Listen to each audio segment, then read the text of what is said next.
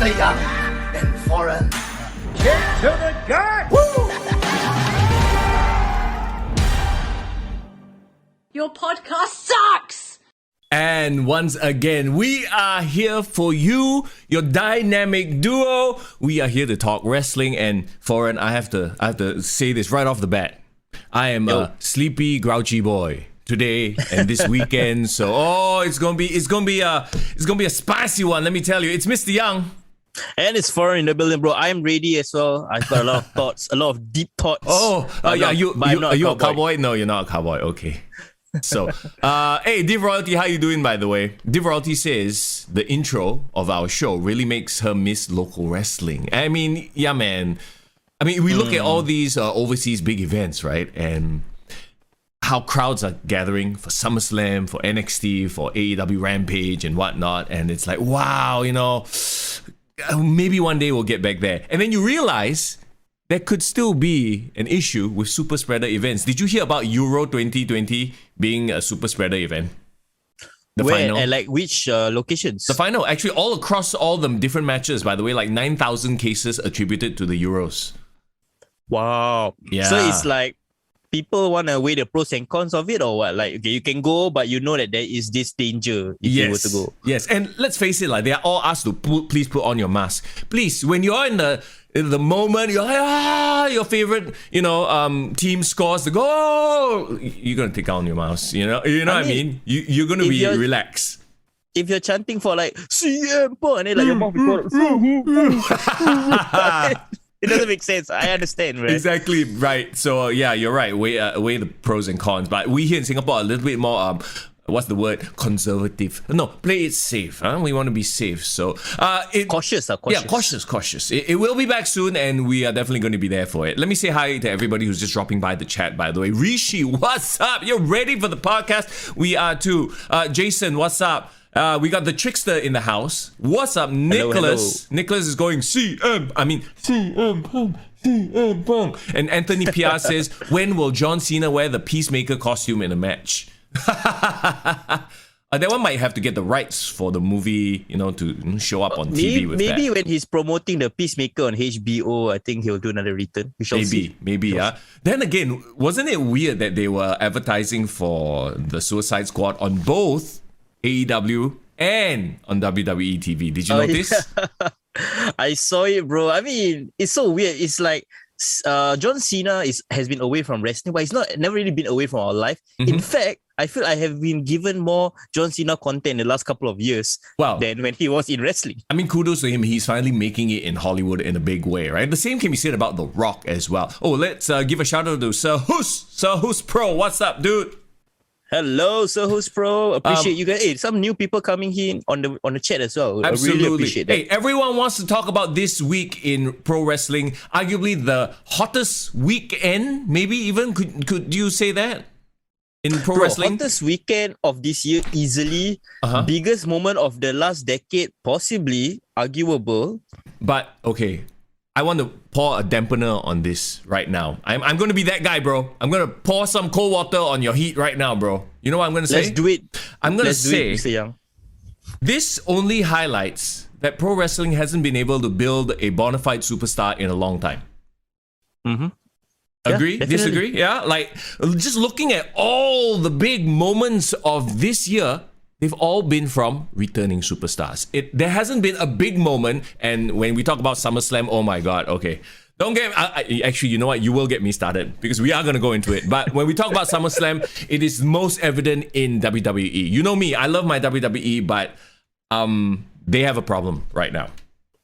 Yeah, they what's the biggest problem that they have? And you're right. It's not the fact that there's returning stars. Returning stars, of course, will always get the pop. You will always get the fans, right? Mm-hmm. The problem is they are not sustaining these new stars. They are sweeping the rug under their feet. Yeah, it's like, we have this person or this person. Okay lah, never mind. Let them, pop the crowd. As opposed to having new stars finding that groove, getting in their lane and, building them up. So, I think we will go on a case-by-case basis once we jump into the card. Case-by-case Are we basis. going to have a AAR after-action review of this weekend? I think so. Let me very quickly say thank you so much for hanging out on the live stream. If for whatever reason you need to duck out for lunch or whatnot, right? Don't forget, you can always watch the video on demand after we finish the live podcast. Or you can listen if you want to just listen and don't want to see our face. That's fine. We get it. All the beauty lights in the world are not... I can't see me, right? All the beauty lights in the world are not going to distract, take away from our ugly faces. Except for Foreign's beautiful eyebrows. That one you can go and no, it's all good. It's admire. all good. But one thing I really want to say though is that I really enjoy the chatter this weekend. Oh yeah, to everyone who interacted with us on on our Instagram page, everyone who DM us. I think what's great about wrestling when it's this kind of exciting and very mainstream is you feel like this huge community, And I would like to say that thanks to AEW being the alternative, all of a sudden there can be this oh shit, who's gonna show up where? So it's not exactly the Monday Night Wars, it's not exactly WCW, WWE, but hey, give it a year, give it 2 years, I think we might be there. And very quickly, let me mention also, listen to us on Spotify or Apple Podcasts. Just download, look for Kick to the Gut. Okay. Of course, let's get started, bro. We gotta start with the main thing. Let's follow a chronological order, bro. Sure. Let's talk about AEW Rampage. And you know what I love about the man who showed up? I respect the fact that he had enough balls to retain his name and his music. Because the second the music hit and it's like, oh shit, you know who it is. And how many wrestlers, okay, maybe you want to say he was just very selfish, very into himself, that he's like, no, I have to retain control. But you have to respect the fact that he had the balls to pull that shit with the WWE, that he can own the rights to his name and his music. Yeah. And I'm very curious, bro. Actually, I'm very curious to hear your opinion of this breakdown of CM Punk's return, because you've already prefaced it last week by saying that you didn't watch wrestling when CM Punk was hot. Yeah. So I want to see through your eyes, bro. This new guy that you heard so much about. Yeah. How was your impression of him and his return? Well, to be fair, I did watch him while he was still straight edge society, just before he dropped the pipe bomb, right? And here's the thing. He was always a good promo. I think with time he's gotten better at promo, right? And the crowd, it's his crowd, so it was just off the chain, right? So I love the return, The thing is though, what is he going to add to his character? What is this new wrinkle? What is this new thing? Because like I said, and I'll say it again, the whole dropping pipe bomb, breaking fourth wall, breaking kayfabe thing, that was new then. He did it in the WWE. And I love how he's like, I didn't do pro wrestling in 2011. Obviously a veiled sort of stab at sports entertainment, right? We get it. Here's the thing. If he did the pipe bomb in the Indies or ROH or TNA, it wouldn't have been a big deal. So at the end of the day, we must realize, and I'm sure he realizes it, but he's just playing up the character, he owes his success to the WWE. There's no arguing that, right? The WWE, despite what he wants to say, still made him. Yep, I agree. I agree, definitely agree.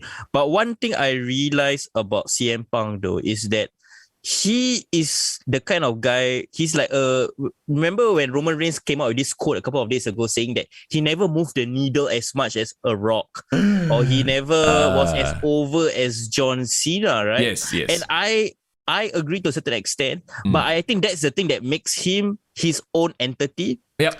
I feel like he is I give you the best analogy I've come up with. I've thought long and hard about it over the weekend.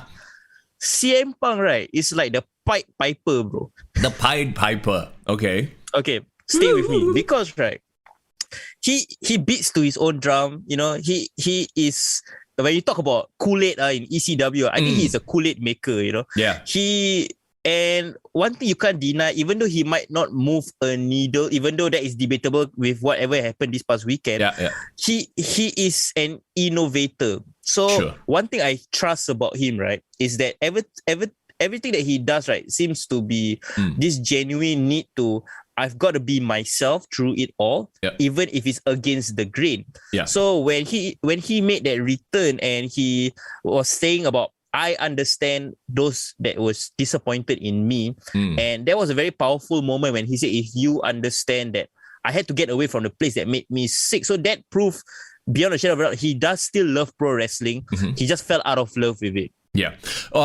My only issue, and I believe I've brought this up many times, is now that he's inspired a whole new generation of kayfabe breaking style indie wrestlers, he's no longer unique, right? So how can he stand out, especially in this company where everybody is, you got the Young Bucks doing the Rick Rude thing, and they're often trying to break kayfabe. So how can he stand out? How can he once again innovate?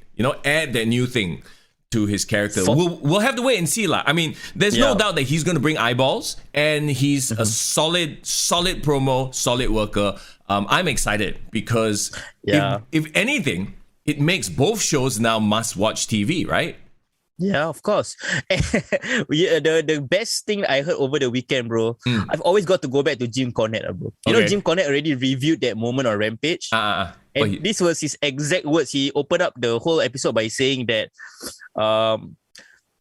this is it wasn't what I could have I could have done it this way. It wasn't what I would have done. It was so much better. It was perfect. Nice. Well, then I was like, okay, Jim Cornette just praised a segment in AEW, and he acknowledged it. He's saying that, yes, I know this is AEW, but all of that was real pro wrestling emotion. No, it was, yeah, 100%. Like CM Punk has the ability, like you said, to give out the Kool-Aid and have everybody drink it, and he had that crowd eating out of his palm. Yeah. Talking about Kool-Aid and drinking and eating, those ice cream bars made a return as well. I'm so happy for the people at Chicago. I think it was a Chicago thing. They just let's promo a bit together, CM Punk, and that was a cool thing, yes. But the rest of Rampage was totally forgettable, by the way. Oh, well, I don't even want to talk about the rest. I want to talk more about the CM Punk. Did you watch the media scrum afterwards? No, I did not. Hour post-media. Oh, okay. I'm just going to give you a few notes pointers from that. Because, CM Punk and Tony Khan sat down and talked to some various sports journalists about the return and what does it all mean, talk about what kind of deal it is. So he did emphasize that it's going to be a full-time contract. Okay. He did emphasize that he came out with a list of people that he wanted to work with. And off the bat, he said he wants to work with Darby Allin, he wants to work with MJF, Ricky Starks, Will Hobbs. He wants to work with, as he says, Pillman's kid. I want to work with Pillman's kid. Yes. So I think it ties down to what he said on the promo, where he wished there was all this young talent 10 years ago in WWE, right? Well, to be fair, there probably were young talent. The writers just didn't know how to book them. Correct. And I felt that maybe he treats AEW like this blank canvas where he has this creative control and he has this young talent that he wants to push. And I think one thing I appreciate about his promo was, even though it was about him, but he started the promo putting over Britt Baker. He ended the promo calling out Darby Allin. So he had that in mind. Interesting that his first feud is going to be against a fellow face. So I don't know where they're going to go with it. I guess, he will know how to figure it out, him being the veteran and everything. And plus they got Sting as well. So it should be interesting to see where this goes. A lot of people asking me, is he going to have a face-to-face promo with Colt Cabana or not? Oh yeah, they had a falling out, right? Yeah, a very public falling out, and they sued each other. Yes. That question was asked in the scrum. They were saying that when you said that you're going to settle some scores, is there someone in the locker room that you want to that you have reached out to, or is this something that's going to happen over the next couple of weeks? And CM Punk being CM Punk saying that today was such a positive day. I don't want to talk about anything that dampens the mood. So he called it out, the reporter. He was saying that, since you're the one trying to dampen the mood, I don't think I should answer this question. I mean, there you go. He knows how to get a headline. And so does Roman Reigns. When Roman Reigns, dropped that quote about, CM Punk doesn't know how to, or he can't move the needle, blah, blah, blah, that kind of thing, right? The thing is, okay, I would liken CM Punk to a Kurt Angle or Chris Benoit or Eddie Guerrero, in that they are always going to be legends in the wrestling business, but not outside the wrestling business. As in, I don't think most people... I mean, he tried the whole MMA thing. It didn't work for him at all, right? So in that sense, yes, Roman was right. He's not going to be moving any needle outside of pro wrestling. What I think he can do right now is to create a legacy for AEW going forward. So because he's kind of, not say over the hill, but he's a bit older. So it's not as if he's going to have like a 15-year run, right? Yeah. But I think what he can do is establish AEW so that for future generation, people know, oh, this is the start of AEW, where there's the CM Punks all coming in, Chris Jericho's all coming to establish them. So that's great. Jason says, does anyone need a wrestling break? I do. I do too. You know, like I said, I'm a very grouchy man, grouchy boy, if anything because of Sunday morning, okay? The thing is, there is no break because tomorrow it's Monday Night Raw, then we're back to NXT, Dynamite. Like, holy crap, that's a lot of wrestling.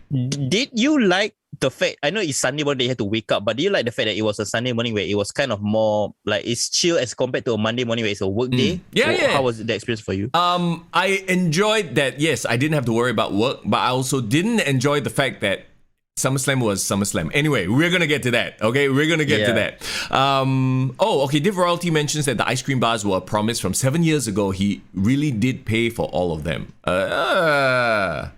That's nice. Rishi brings up a good point, and to what you just said there, Foreign, Rishi wonders if CM Punk is here to put over new talent or go on a monster main event run on his own. I would like to think that he's here to put over new talent. Yeah, I think that's the main thing for him. But he did entertain the talk of like whether he want to face Kenny Omega. Yeah, he was asked the question: is he gonna follow the Forbidden Door and wrestle in the G1 Classic, go New Japan, go all these places? Then he said that at this point in time, he's an AEW guy. He's a TNT guy. So he's just dipping his toes in the water. Don't expect him to swim in this ocean of possibilities just yet. He did say that, if you want to talk about main eventers that he wants to wrestle with, the Kenny Omegas and all that, right? He said, I do want to wrestle a John Moxley. I'm pretty sure I haven't wrestled a John Moxley before. Oh, talking about John Moxley, he was in the main event of Rampage that nobody gave a fuck about. Danny Garcia. Okay, lah. Let's talk about it. Was like pointless. I was like, oh, okay, it's a squash match. What am I watching? WWE Superstars main event? Essentially, right? If CM Punk went the entire hour of Rampage, no one would bother. Like, okay, there was one match of consequence, and that was the Jurassic Express versus the Private Party. Like, Jurassic Express looked like they are on the way to qualifying to becoming the #1 contenders for the tag team titles, right? That was the only thing of consequence. But the rest of it was like, okay lah, no need to watch. You can switch off after the CM Punk thing, to be honest. Yeah, that's true. One thing I realized that they seem to be pushing the 4 main faces at the end of the show that stood tall. Seem to be Moxley, Kingston, Sting, and Darby Allin. This seems to be like the faces going forward. Yeah, the upper mid-card faces. Yeah. Well, the true and tested main event guy is apparently on his maternity or paternity break. Well, I wouldn't even say he is the true and tested, the up and coming. Like, I would like for him to have a feud with CM Punk, and then CM Punk can elevate him a little bit more. You know, if anything, CM Punk can be that guy that puts people in the position to become a main event guy. Right? Yeah. When you talk about what CM Punk can do to, like, you know, in this second run, right? I think there's no one else that he needs to see or use as a guide better than Shawn Michaels on his second run. But don't you think he needs to have a dominating run on his own first, just to establish himself before he starts putting over young talent? I'm just a bit worried. Like, you know, okay, for example, like if, let's say I were a new viewer and I just started watching, I don't really have that connection. In fact, I don't have that connection to CM Punk, right? Yep. If he starts losing to Darby Allin, he starts losing to all these people he wants to put over. Yeah, I get the history, but I don't feel the rub. You know what I mean? Yeah. And the thing about CM Punk, which I feel that he has more than other people, is he got this stone cold stubbornness about him. Yeah. I don't think, right, he's gonna put people over just for the sake of putting people over without getting some rub on himself. So I think there's a bit of that old school in him. Sure. Yeah, so don't worry. I think he will still, even when he fights Darby Allin, I think he'll still win. And Darby Allin will look great in defeat. That's the main point of it all. Yeah. Okay, let's move on then from the big, arguably, I think for a lot of Jaded fans, that was the biggest news out of pro wrestling, right? I mean, bro, weekend. just look at the photo I posted, man, on IG that my CM Punk shirt. Right. Fucking kid. Yeah, so, you know, we are happy. So there you go. Let's move on then to Sunday morning. I think a lot of people, especially here in Asia, this part of the world, enjoy the fact that, Sunday morning you can relax, maybe order McDonald's breakfast and watch SummerSlam, right? And not worry. I did order McDonald's breakfast. Bro. You know, bro? It's just, it's just things people do. Singaporean thing. Yeah, it's a Singaporean thing, right? So here, okay, I'll just say it off the bat. Like, I got ultra grumpy at the end of SummerSlam because I didn't enjoy SummerSlam that much. I enjoyed the big moments, but I felt like they were just banking on the moments, and the rest of the card was just anyhow. Yeah, I get what you mean. It was very middle of the road for me, to be honest. Okay. Chat, by the way, drop us your number score right now of SummerSlam as we go through it, right? Upon 10, what do you give SummerSlam? I'll say it right now. I'll give it a 6. Even with all the big surprises and returns, I give it a 6. I would say, yeah, you know what? I will agree with you, 6, because I feel like the big moments they delivered, but there were some big moments that I think was a bit fucked up, lah. Like it was screwed up, lah. Becky Lynch, you know. Wow, yeah, the big moments were Instagram moments, and the rest of the card was just, you know what I mean? Anyway, let's get to it then. Did you watch the pre-show? I did not watch the pre-show.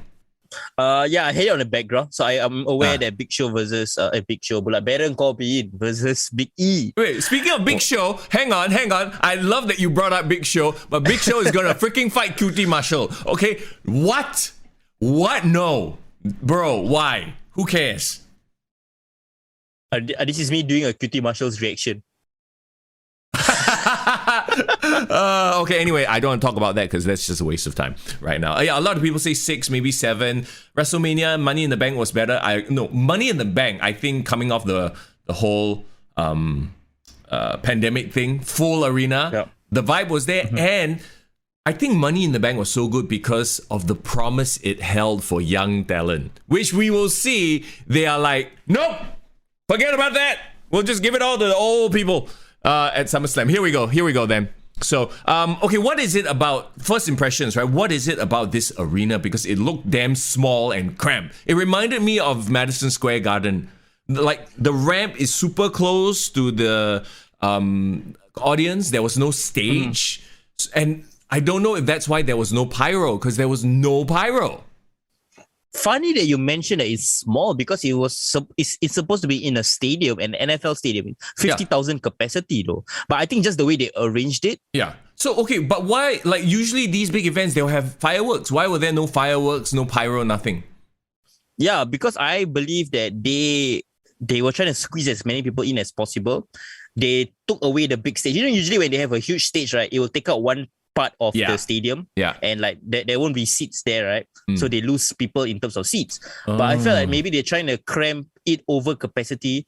Then the people are so near the stage, I don't think it's safe to even have pyro, unless they do pyro on the rooftop, which I don't think they have the logistical ability to do it in this particular stadium. I wonder if the stadium wanted them to use less space and, you know, pack more people in to make money, because they need to make money at this point. That it's a whole business after all these stadiums, right? Yeah, and the reason is they wanted it to be like a big coming out party post pandemic, cram as many people as possible, and I kind of find I think they're going for a bit of like a UFC vibe, where it was really more about the people showing how big it is instead of like with all the pyro and razzmatazz. It was an interesting look, to say the least, because you expect SummerSlam, it was supposed to be WrestleMania, like because of the pandemic, right? So this was the big show, and then there weren't like the giant pyro, fireworks, stuff like that. I guess, we are into it didn't feel like a Crown Jewel house show, bro. Oh no, my God, Crown Jewel will blow them out of the water. Hey, speaking of Crown Jewel, it's back in October. So I guess we'll get to see our fireworks over there, because, them Saudis, they love their fireworks, right? Yeah. Spectacles and stuff like that. Let's get down to the matches then. First match, RK Bro versus AJ Styles and Omos. This is, I think, the first time we're seeing Omos start taking damage, right? And Yeah. it makes sense. You know, you got two veterans in there. Matt Riddle is not small by any stretch of the imagination. It was a fun match to start the night. It was the right decision. Yeah. I think it was the right match to start the night. Oh, yeah. I mean, AJ, Randy, and Riddle are stars. You notice who I didn't mention. Because, I'm sorry, but Omos just still is a lumbering giant. Like, in the vein, not in the vein of Braun Strowman, but in the vein of Giant Gonzalez. But better than Giant Gonzalez. He, you know what he's devoid of, bro? What? Personality. Yes. It will take time, it will take time. Yeah. I mean, come on, to be fair. This time last year, he was a ninja with Akira Tozawa, right? Right. Or he was just time. randomly showing up in Raw Underground. Yeah, but one thing I am very if you watch the Broken Skull sessions with Kevin Nash, Kevin Nash is mentoring him. Oh, so no wonder no wrestling ability. That makes sense. maybe he's good at booking, bro. You never know. Okay, yeah, just the tall dude. That's what the trickster says. Here's the thing, and I hate that I'm fast forwarding, but the style he wrestles, and maybe you want to call it the main event style of WWE, right? It doesn't suit a big man. A big man should wrestle like Walter. That's all I'll say, because I don't want to jump into TakeOver's territory here. Just yet. Yeah, he just, like, you know what I'm saying? Like, he's just a spectacle. He's working Great Khali style 2007. Yeah, exactly. And it's like, no, like, I'm not really, into that. Like, maybe he just, like, you have to see him live and you're like, holy shit, this motherfucker huge, right? But the setup, I remember, for the end was very, very obvious for the RKO. It was not out of nowhere, which I was a bit like bummed out about. But the match was a fun match. RKO bro win, as they should, because they have the momentum right now, right?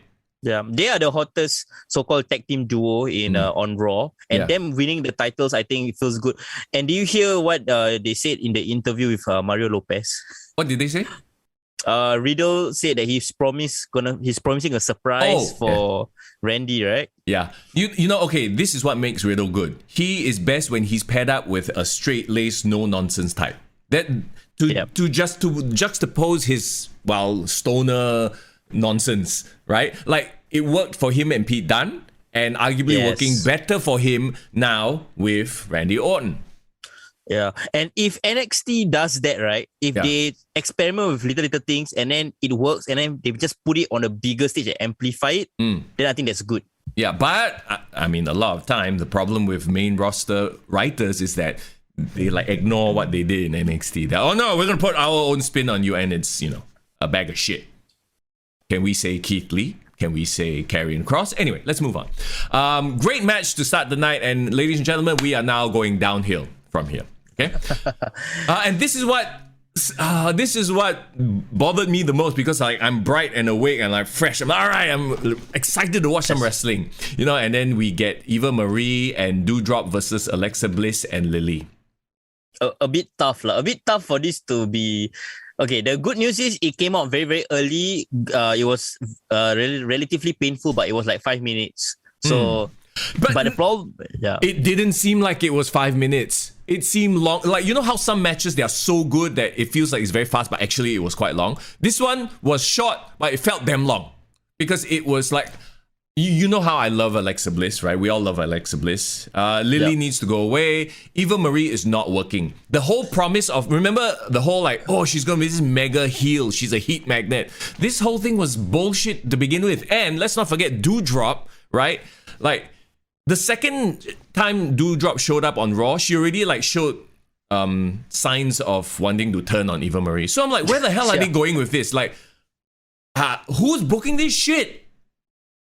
Is it me or Eva Marie just confirmed in this match that she can't wrestle? Oh, well, we knew that. But she was not here to wrestle. Doudrop was supposed to wrestle. But Doudrop has already turned on Eva Marie, which is like, shouldn't she turn on her down the road? Yeah. The thing about it was, I was watching the match and I could literally see Eva Marie looking at Alexa Bliss, like waiting for instructions, bro. Yeah, but dude, like, this doesn't make any sense. This whole booking of Eva Marie and Doudrop makes no sense. Wasn't the whole idea, or logically, like, maybe I'm trying to armchair book or whatever, but isn't the point Doudrop do all the hard work, Eva Marie take all the credit? That is a very simple story to craft, right? And then I would rather watch Alexa Bliss versus Doudrop at SummerSlam. Yeah, exactly. With Eva Marie at the side. And this whole match, did Doudrop even wrestle once? She's wrestled once before, but she's never been in a one-on-one match. In this match, in SummerSlam, did she even get into one move with Alexa Bliss? I don't think so. And my God. Tovakin, how are you, by the way? Thanks for dropping by, chat. How's the evaluation coming along? It's not good, bro. We started off well with the CM Punk Rampage thing, and now we are at Eva Marie Doudrop versus Alexa Bliss and Lily, and it's a shit show. Oh my God. Okay. Alexa Bliss, what she can do right now to salvage her career, right, is Gary of Lily. It's not working out. She tried. Everyone see that she tried, but it's not working out. Okay, hold on. To be fair, do you think it's because opposite her, it's Doudrop and fucking Eva Marie?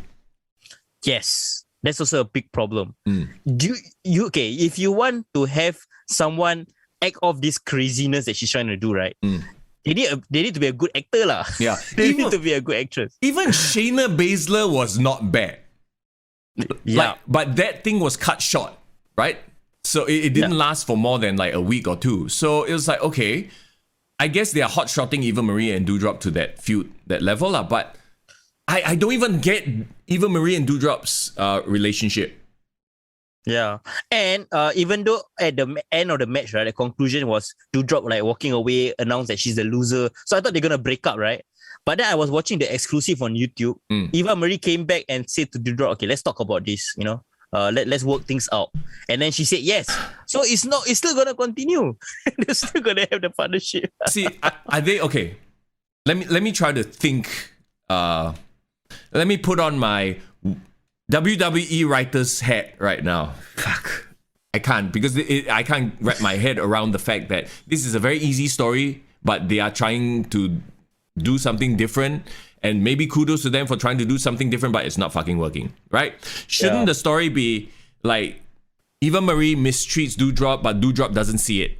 She keeps doing all the heavy lifting until finally the audience is just chomping at the bit. Come on, turn. And finally she turns, and you make Doudrop as a babyface heel likable, and you have Eva Marie as the heat magnet, right? Isn't that the most basic, normal, simple story to tell? Shouldn't that be the story that they tell here with these two? It should, but it's no. WWE. Yeah, no. I feel like they're trying to, let's do something different because this story has been told many times, but like it works. And the story they're trying to tell, like if I can even fathom the chronology of this, right? It's like a bad Channel 8 episode where everything's just everyone's just doing everything wrong. It's like, I'm not saying that there's something right, but it just doesn't make sense. Within the second episode of Raw, Doudrop already turning on Eva, and then they're still having their let's talk about it. It's like, so what is like? I have no words. We are spending way too long on a very forgettable match. Let's move on. Yeah, you're right. Let's move on. You know what? I would have even appreciated if Doudrop started wrestling Lily. Okay, she starts taking back bombs and front flips like Lily is fighting. Oh dear God! I would have liked that. At least got comedic value. What we had was a pile of horse shit. And I am sad that I'm saying that about an Alexa Bliss program right now. Let's move on. Doudrop, by the way, DOA at this point. No interest. Damian Priest versus Shamus. My God, man. I mean, you have to give it to these two because they are coming off a match that murdered the crowd. The crowd was dead. RIP 10 feet under Undertaker dead. Can I just say that the Alexa Bliss and Doudrop segment is not the one to me that killed the crowd the most. Okay. I'm gonna say which one did. Oh, yeah, I know. The worst. Yes, it's I not know. the worst. Nah, I know. Okay. One more thing too, like there were a few celebrity backstage announcers, right? Mario Lopez and Tiffany Haddish. What do you think of those very quickly? Because I believe Div Royalty brought it up. I know Mario Lopez said something that was wrong. I just can't remember off the top of my head. Yeah, I know what you mean, right? Like he misnamed something, but it's fine. Like the celebrities, they don't know like exactly what everything is, right? Yeah. But he got nice dimples, so it's fine. It was a bit of an awkward interaction. Let's just put it that Yeah, way. let's just say they were just reading lines and they don't know anything about the product. Yeah. No, like they're just there to bring quote unquote star power. They're fans as well, but they don't know like they are exactly what the WWE is catering to. The casual, the kids. Yeah. Yeah. So they're not like us, knowing every single storyline, plot line, that kind of thing, right? Okay. Sorry, let's go. Oh, he said WWF. No, but he says he was a fan since WWF. So technically it's not wrong lah. Nothing wrong, yeah. Yeah, he was a kid when he first watched it. I think Tiffany, yes, Rishi, you're right. Tiffany Haddish said national championship instead of the US championship because US is national ma. Oh. Yeah, I remember that. Yeah. Okay. But I mean, it's not as bad as Summerfest lah, but it's still bad lah. Summerfest, yes. Who said that? Huh? Jeremy Piven. Yeah. And Ken Jong on Raw. Okay, let's talk about the national championship title match between Damian Priest and Sheamus. And I enjoyed the match for what it was, but it was practically them performing in the PC because it was the crowd was dead for that. The crowd was there. It's such a shame because actually I enjoyed this match in terms of like the match in-ring portion of it. It was very hard hitting. Yes. They brought the crowd back just slightly. Like the crowd like showed signs of life by the end, and then Priest rips off the mask, hits his finisher, boom. We have a new national champion. That's my new name for the title, by the way. The new national champion, Damian Priest. You know, right? I think Damian Priest needs to get on the fast track because people forget that he's quite old already. He's like 39. 39, yeah. So he needs to have the Batista segment, Batista treatment, basically. 2 years, tag team. In the next 2 years, he need to be like in the world title contention. Bro, because Money in the Bank. Let's go next year. Money in the Bank. Also happening in Allegiant Stadium, if I'm not wrong, right? Yes, based on the convention. And the thing is, Damian Priest has what it takes. It's not as if like he's green or what. He's seasoned. Yeah, he got a look. Yeah, he looks like a star, doesn't he? Yeah, he does look like a star. And even Tiffany Haddish doesn't talk about him and say, yeah, he's hot and all that kind of shit. I'm like, I mean, okay lah. If you find him hot and then you call him national champion, I guess it's like you gotta balance the good and the bad, right? Yeah. Okay. I mean, not much to talk about because it was a good match. So I hate that we are spending more time on the shit than the good stuff, but it is what it is. The Mysterios versus Usos SmackDown Tag Team Championships. The problem is not like the wrestlers. The problem here is I feel like I've seen this play out so many times on SmackDown. I'm like, I couldn't pay attention to it. It's a good match. It's a good match. Yeah. And I enjoyed the story they were being told. I enjoyed the gear. I think they were paying homage to Randy Savage, right, with that gear, the yellow and red and pink. But like you said, like if I've seen a good, like a very good match by both of them, I'm pretty sure it's been done before. This was not the first time I've seen a good match by them. Law of diminishing returns, bro. Basically, and that's essentially it. The problem is both Usos look the same. So, I mean, you got Jimmy Uso versus Rey Mysterio. You got Jey Uso versus Rey Mysterio. You got Jimmy Uso versus Dominic. You got Rey. So it's like, we've definitely seen these matchups a million times on SmackDown. So it's like, okay. how do you progress the storyline beyond, right? Yeah. I mean, there have been hints of like, we talked about it last week as well. Rey like being critical of Dominic. And there are signs of a strained relationship. So maybe they're slowly building the seeds.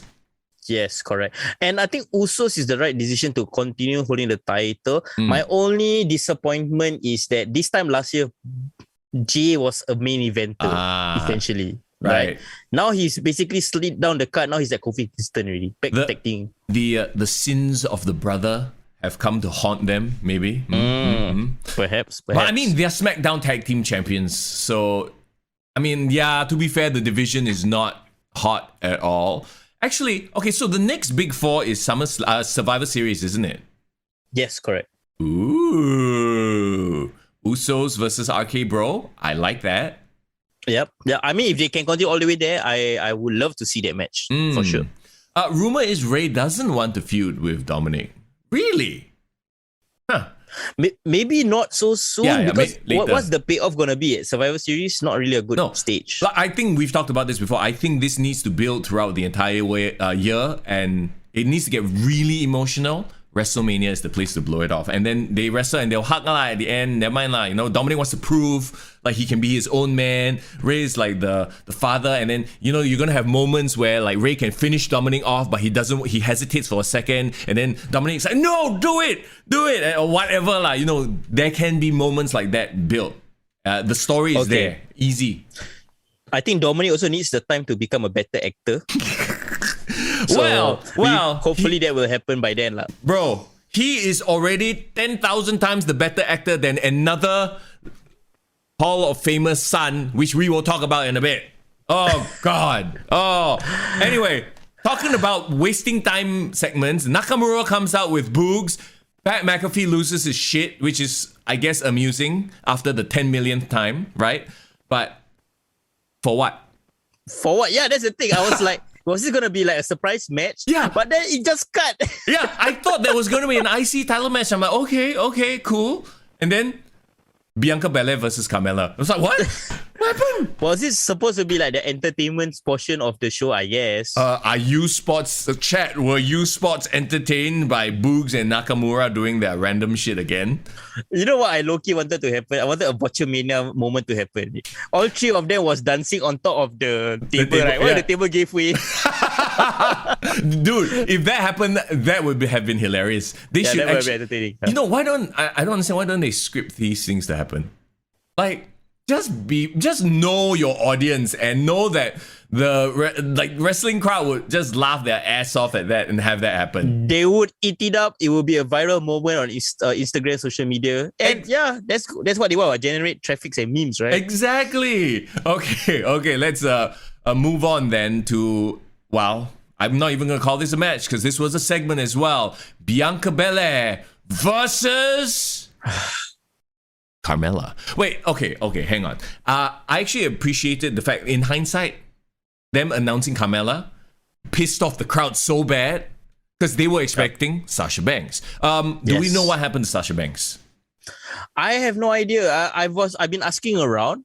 There was rumors that she wasn't medically cleared. Yeah, but what does that mean? It could mean she didn't feel good, she had a broken disc, or just, didn't feel like wrestling.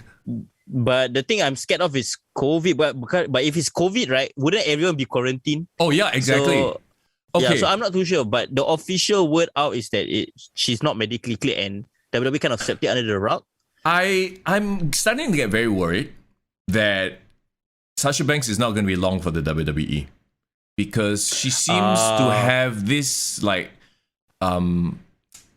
almost like a Bray Wyatt in a way, like not reliable. You know what I mean? But the thing is, I don't think that she's not reliable based on like she doesn't want to do business or what, but remember her huge layoff as well when she wasn't injured. She just straight up left. So the 2 years ago, right? All these things, I feel like they add up. Divaralty said apparently she hit her head during the segment on SmackDown. And she wasn't at house shows the entire week, says Jason. So, okay, maybe it's a legit injury.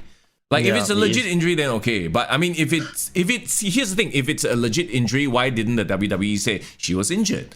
Or my problem was WWE still was trying to promote the match all the way up until this segment, which I think was the wrong thing to do lah. Do you think that was the reason? They wanted to promote her as being there, but then, last minute. Subject to change lah. That's what they're trying to go for, is it? Like bait and switch lah. Yeah, but okay, if the intention all along was to bait and switch and give us Becky Lynch, it would still have been a great moment. But can we talk about what happened after that? Oh, of course.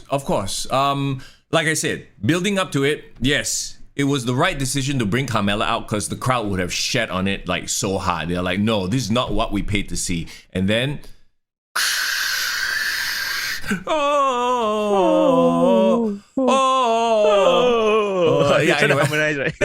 worst Becky Lynch entrance attempt ever. But here comes the man. The man is back. Becky Lynch looking amazing. And that in itself as a moment was awesome, right? Like, it was like, yeah, come on, let's go. Becky Lynch, fresh off her hiatus, being the mom man. And then she challenges Bianca Belair. Bianca accepts on the spot. And she loses within 15 seconds. Everything up until that moment, even the part where she threw Carmella out of the ring and then she challenged her. Yeah. I think the crowd and including everyone here at home, we were so hyped. Yeah, sure. We want to see a Becky Lynch and Bianca Belair match. That would steal the show, right? Yeah, that would have stole the show at, I don't know, the next pay-per-view if they built it up. But no, hey, Becky's back. Challenge you right away because apparently the wrestlers have the power to make title matches like that. Meanwhile, Sonya Deville and the Johnny Sins, I mean, what? Oh, I don't believe. Adam Pearce, they are like sitting in the back. What are we, furniture? Fucking got no power one. No, they didn't have to say okay. No, they made the match on the spot. Fine, it's a wrestling trope, I get it. But she beats her within 15 seconds, essentially squashing Bianca Belair. Okay, did she debut a new finisher? Is this manhandle slam something that she used to do? I don't remember. No, it's not. It's a freaking rock bottom is what it is. It's not even a pump handle slam. So there's two failures here, okay? They wanted to create a shocking moment, right? She didn't even do a finisher that is recognizable by the audience. So they thought that was just the opening move of the match. Yep. And then no, 1, 2, 3, done. Yep. So the problem is the crowd thought it was like a mistake or like, oh, maybe something weird happened. So there was it was a confused reaction as opposed to like a legitimate shock. Pop, yeah. If she did some sort of a finisher that everyone knows, I mean, she doesn't have like a slam finisher, right? Her one is a submission. Yeah. So that's also one problem already. Yeah. So if she did something like that, it would have been shocking because they were like, holy shit, she did her finisher. Holy shit, she's gonna pin her now. Yep. So there was a very anticlimactic moment. That's one thing. Secondly, she came back as a face. She beat a beloved face. Yep. Well, so it's not as I don't know if beloved is the right word. And here's the problem. And maybe this is on the young talent not being able to get over in the time that they had the opportunity to get over. You know what I mean? But yeah. And this goes back to us talking about how this entire weekend was all for the moments and highlights a huge problem right now in pro wrestling where there are no new stars, especially in the WWE. Bianca Belair was on her way to be a star, in my opinion. Yeah. In spite of her booking, not because of her booking, in spite of her booking, because she carries herself like a star. And I believe that if she's given time, she's given the John Cena push. You know, like John Cena's push is like when she became champion, she kena book on the talk shows. Yeah. She go this, she go there, whatever it is, right? And carry the title around everywhere. She had the potential to carry the title all the way until next year's WrestleMania at the very least, in my opinion. Problem is WWE got cold feet with her. Why? Yeah, that's the thing. Why? Is it because they wanted to save Sasha Banks and Bianca Belair for a better moment? Or is Sasha going to be out for so long they wanted to pivot and never mind, let's focus on Becky Lynch now? Yeah, the dirt sheets are saying that this whole Becky thing was a super last minute decision. She wasn't even supposed to come back until October, but because of what happened to Sasha, they're like, all right, we need a moment. Let's bring Becky in, and at the expense of Bianca Belair, like And that's the thing, if you watch these interviews, a lot of the times title changes can happen like the night before or the day off. They just change their minds. Like, all right, no, you're dropping the title or you're winning the title. Do you know what, honestly, right? If I were to armchair book this, right, I wouldn't even mind giving Bianca and Carmella the time for the match. At least the crowd is booing, blah, blah, blah, but they might win them over with their in-ring work. Yeah. And eventually, obviously, inevitably, Bianca beats Carmella. Yeah. And then it's like a bit of an anticlimactic. They had the match, okay, bye, fine. And then they do like an Undertaker, John Cena at WrestleMania moment, right? Where the lights go down. And then Becky Lynch just comes out just to confront, just do that face-to-face. Yes. And that builds your entire road to the next pay-per-view or the pay-per-view after that. Right now, it just seems like, okay, no, you're done. You're out the door. Bianca Belair, goodbye. Or if you want to make it even more like newsworthy, right? You want to turn Becky Lynch heel? Okay. Come back. As in, she did do exactly the same thing. Carmella gets beaten. Bianca celebrating. Becky Lynch come back, smart. Everyone like, woo, oh my God, she's back. And then they look at her. She look at Bianca, put out her hand, and then strike her in the face. Like what happened at SummerSlam 3 years ago. Right. And have her come back as heel. But okay lah, to be fair, we don't really know what Becky Lynch is now. The crowd just cheered because she returned, right?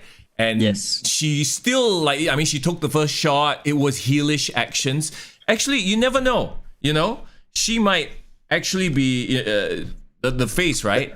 And this could be the way they turn Bianca heel. And I dare say Bianca was a better heel in NXT than she was as a face. So this could lead to a heel Bianca versus Becky Lynch.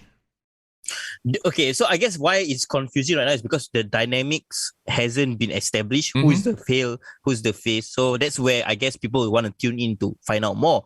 It's just that if you can't separate the moment of her return with what happened after that, because now forever, right, it puts a dampener on her return. Yep. No, I agree 100%. And but here's the thing though, like I said, I don't really feel like, even though, how long did she have the title since WrestleMania, right?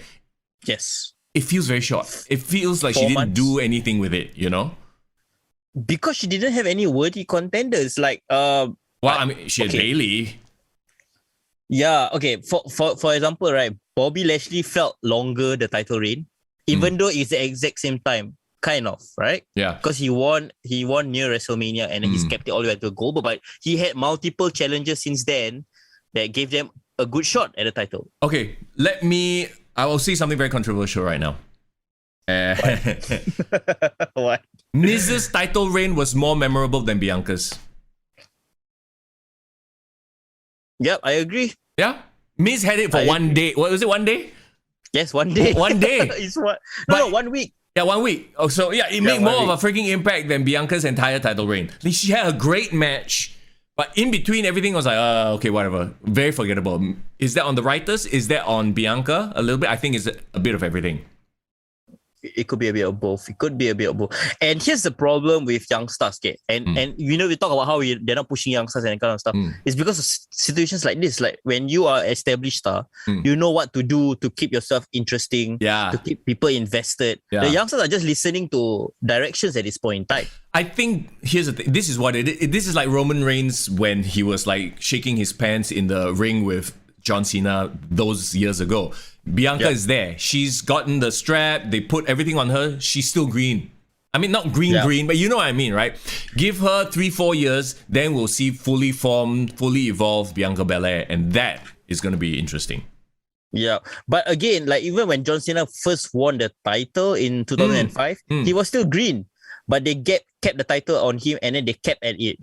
Yeah. Eventually, people got used to the idea of him being the main guy. And that's what they need to do with the young stars. Well, here's hoping that they stick with certain people, because we all know WWE right now, they have a huge problem with sticking to anybody. And they keep giving it back to the old established talents, which is exactly what they did here at SummerSlam. So there you go. Becky Lynch, the new SmackDown Women's Champion, right? Let's move on then.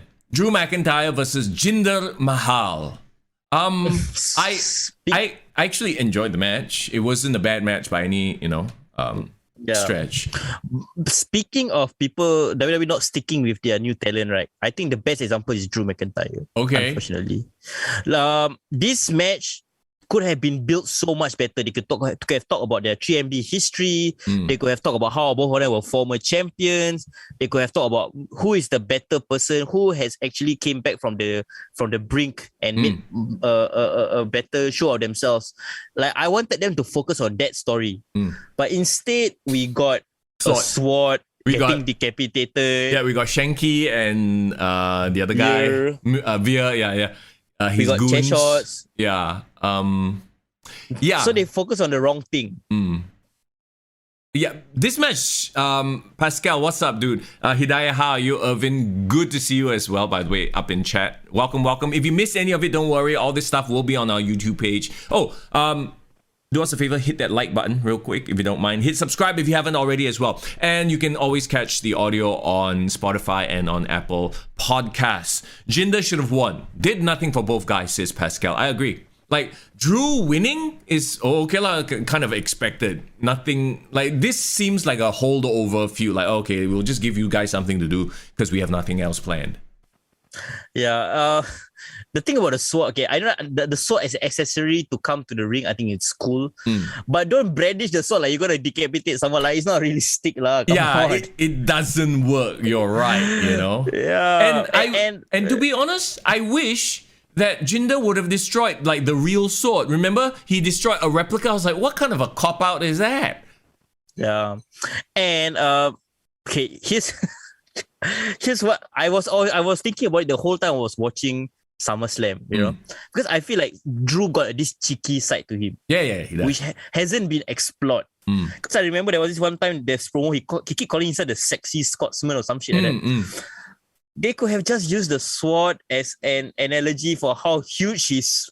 Oh my god! Oh shit! Now, I see where you're going with this. I don't know if their PG world can handle this. I know, but it would have been so entertaining. Like if they can hint at being moist and dripstick and all that kind of shit, like they can just have a tongue in cheek, like you wanna have a piece of my Angela or some shit. I do not know. No, but the thing is, it would have been entertaining. Yeah, but make it entertaining. The sword is named after his mother, so I don't think penis jokes are on the table. Yeah, that's he said it in the promo on Raw. Angela is his mother's name, who passed away.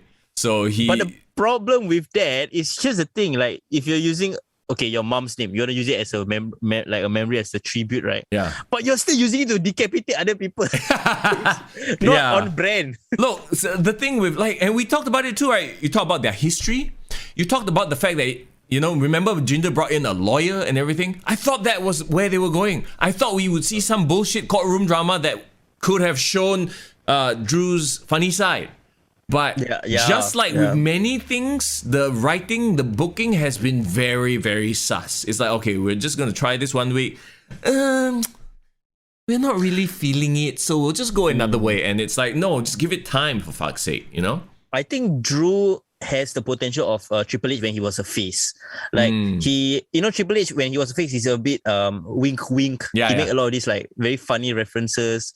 He's kind of in the know that he's stupid and dumb, and then he wants people to laugh along with it. Like, I kind of like if Drew goes down that route. Yeah, because him being as a serious like killer kind of guy, there's too many people doing it right now.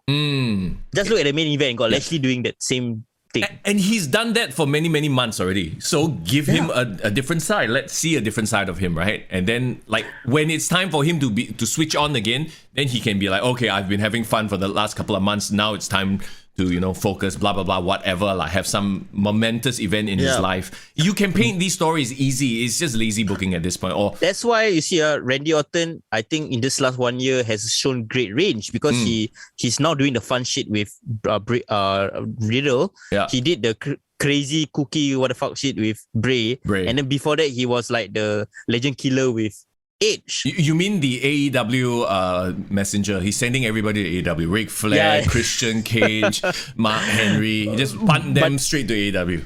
Yeah, so the point I'm trying to make is like Randy Orton managed to have an opportunity to like try out different stories within this 1 year span, while Drew was essentially the same person this entire year.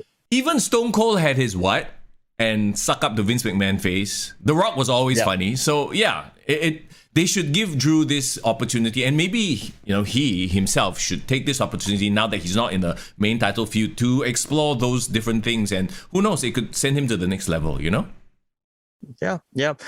For me, I think he should continue with Jinder, but do focus on a different aspect of the story. Sure. Let's move on then. Charlotte Flair versus Rhea Ripley versus Nikki ASH for the Raw Women's Championship. I mean, you heard the pop that Nikki got when she won Money in the Bank, right? Yeah, of course. Yeah, of course. And then when she won, it was like, people are still building momentum for her character. I wouldn't say she's there yet. They're building momentum to that character. It was a good enough match. Nope, Charlotte Flair is the champion again. Do you think Nikki had the rug swept under her, or was she not like getting the reactions that WWE wanted, and that's why they pulled the rug? I think it's short-sighted booking. I think they have a certain goal in mind, and because you know how Survivor Series is brand v brand, right? Yeah. Becky Lynch versus Charlotte Flair. That's the goal.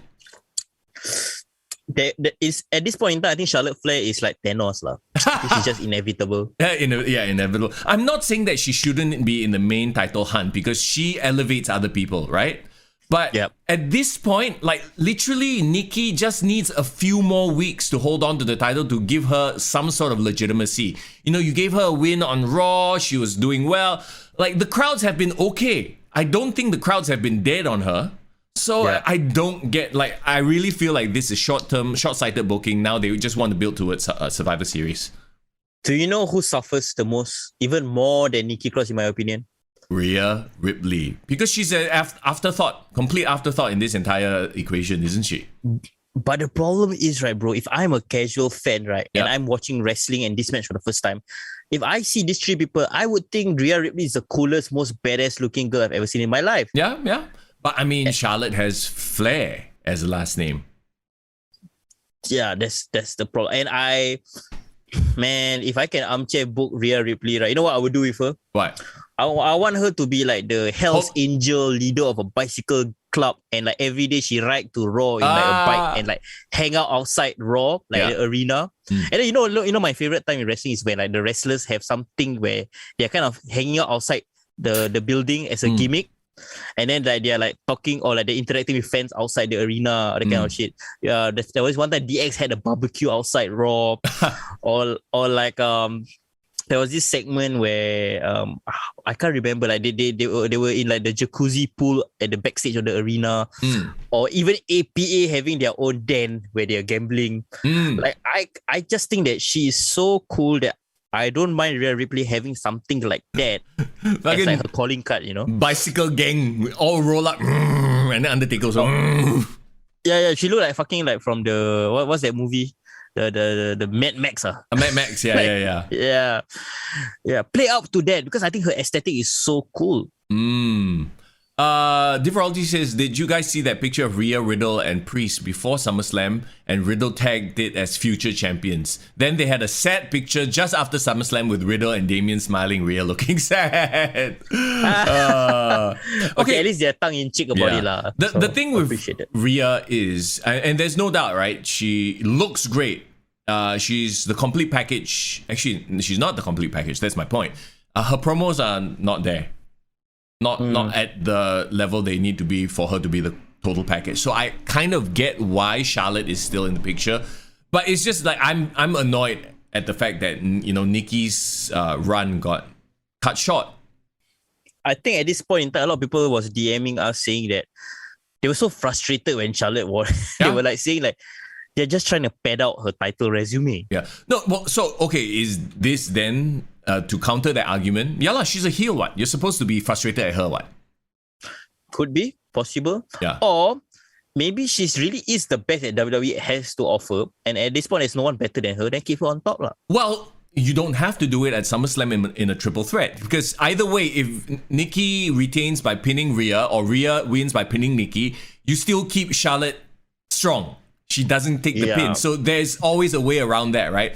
So the fact here is that she literally pinned Nikki right in the... Actually, no, she didn't pin. She made her submit.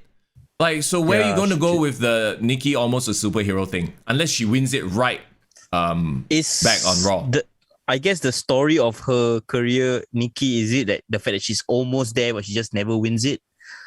Or she wins a bit but then gets the rug pulled under her? Maybe that's the theme of her almost a superhero, right? Maybe in 2-3 years she can win the big one again. But then again, she won. The problem is she's already won the big one, so you can't have a winning the big one moment anymore. Yeah, because Kofi never won the big one. A lot of people equated it to the Kofi situation where she came back and then she just literally just lost and that's it. Like she's not meant to be the main person carrying the Raw Women's title. No. So like I said, now you have the 4 horsewomen. I don't want to say old, but your established stars, the 4 horsewomen. You got Charlotte and Becky at the top again. Moving forward, like I said, my prediction is that this is what goes into Survivor Series, right? And then maybe they'll have small feuds. Obviously, Becky is going to feud with Bianca. On SmackDown for a bit. Bianca's like, I wasn't ready, blah, blah, blah, whatever. And hopefully they'll have a good series of matches. I hope that Rhea bounces back from this because I think she should still be the face of Raw eventually for the women's. But she needs more time. She needs more seasoning, like you said. But I don't care to see Charlotte versus Rhea again. Like, it feels played out.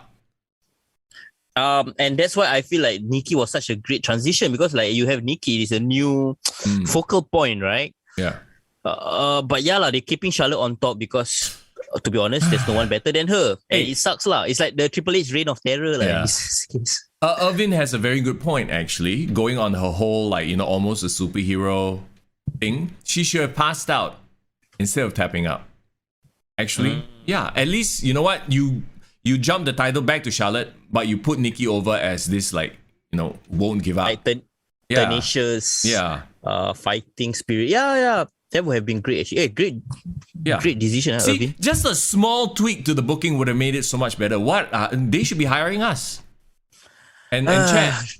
But I'm available for freelance WWE. Okay, let's move on then. And this is okay. Like, the match itself was good. So like, I was joking with Foreign, right? I messaged him. I should have woken up here during the Charlotte Rhea Nikki match. Just wake up there. The rest don't watch, because the rest was anyway. Seth Rollins versus Edge, and dun, dun, dun, dun, dun, dun, dun, dun. Wow. Hey, when they did the brood bath, because PG, you can't say blood bath, lame. It was some blood, like really thick tar. It was black lah, as opposed to red. The brood. I guess, because he had to go to that dark place that he hasn't gone to in a long time for this match. And then the Brood entrance at SummerSlam. I kind of wish he did the whole entrance all the way instead of going to his, regular entrance halfway through. It was a good bit of nostalgia. Is this the first time he pulled out the Brood entrance ever since he was the Brood? Yeah. Because after that, he never brought out the Brood entrance ever again. Yeah, because obviously he went to the Rob Zombie team, and then he with the Alter Bridge, right? But one thing I think was they were trying to tell this story was the fact that he needed to bring back things from his old toolbox to defeat Seth Rollins, and I kind of enjoyed that a lot. What do you think? It was Alexa Bliss sauce. Vince said. Alexa Bliss sauce. Remember Alexa Bliss at WrestleMania with the black my God, tar? completely forgot about that. Thanks for reminding. Yeah. Tobakin lost his mind during that segment. Dude, I agree 100,000%. That Brood entrance. And talking about bringing old stuff back. And you saw this throughout the entire match. The two wrestlers told that story. Like, here you have one seasoned veteran, like Hall of Famer, one seasoned veteran, and what they did in that ring was a masterpiece. They laid their masterpiece out there. I dare say this was the best match of the whole card in terms of the story, they told. Absolutely, man, 100%. I agree, because I think not only was the in-ring segment great, like they were both killing it in the ring. They were telling great stories. I love the callbacks. I love the glam slam. Oh yeah, no, the glam slam, the education, the educator, all these terribly named moves, by the way. Yeah, and the most Edge with his puns. The thing that was the most dramatic moment, in my opinion, of the match was when, because they were targeting his neck, right? Edge's neck, and some of the things that they did to him really look really, really painful, and I was really legitimately fearing for Edge lah. Like, is this really safe for him to even do? But then when they were prepping up for the curb stomp, and he did the curb stomp, and right at the last minute, he held up his hand and blocked the foot to the face. Yeah. I thought that was such a why no one thought of doing that to make it like a dramatic pinfall? Like, oh my God, stop the foot with the hands. Like, seems like something someone would do, right? So cool. Maybe his time in acting class has taught him a thing or two about, logic. Maybe. No, but maybe it's true, because like when you do a certain thing in any field, there are certain tropes that you will follow. And it takes someone to completely step back and go, actually, this is quite dumb. Why don't we just do something different?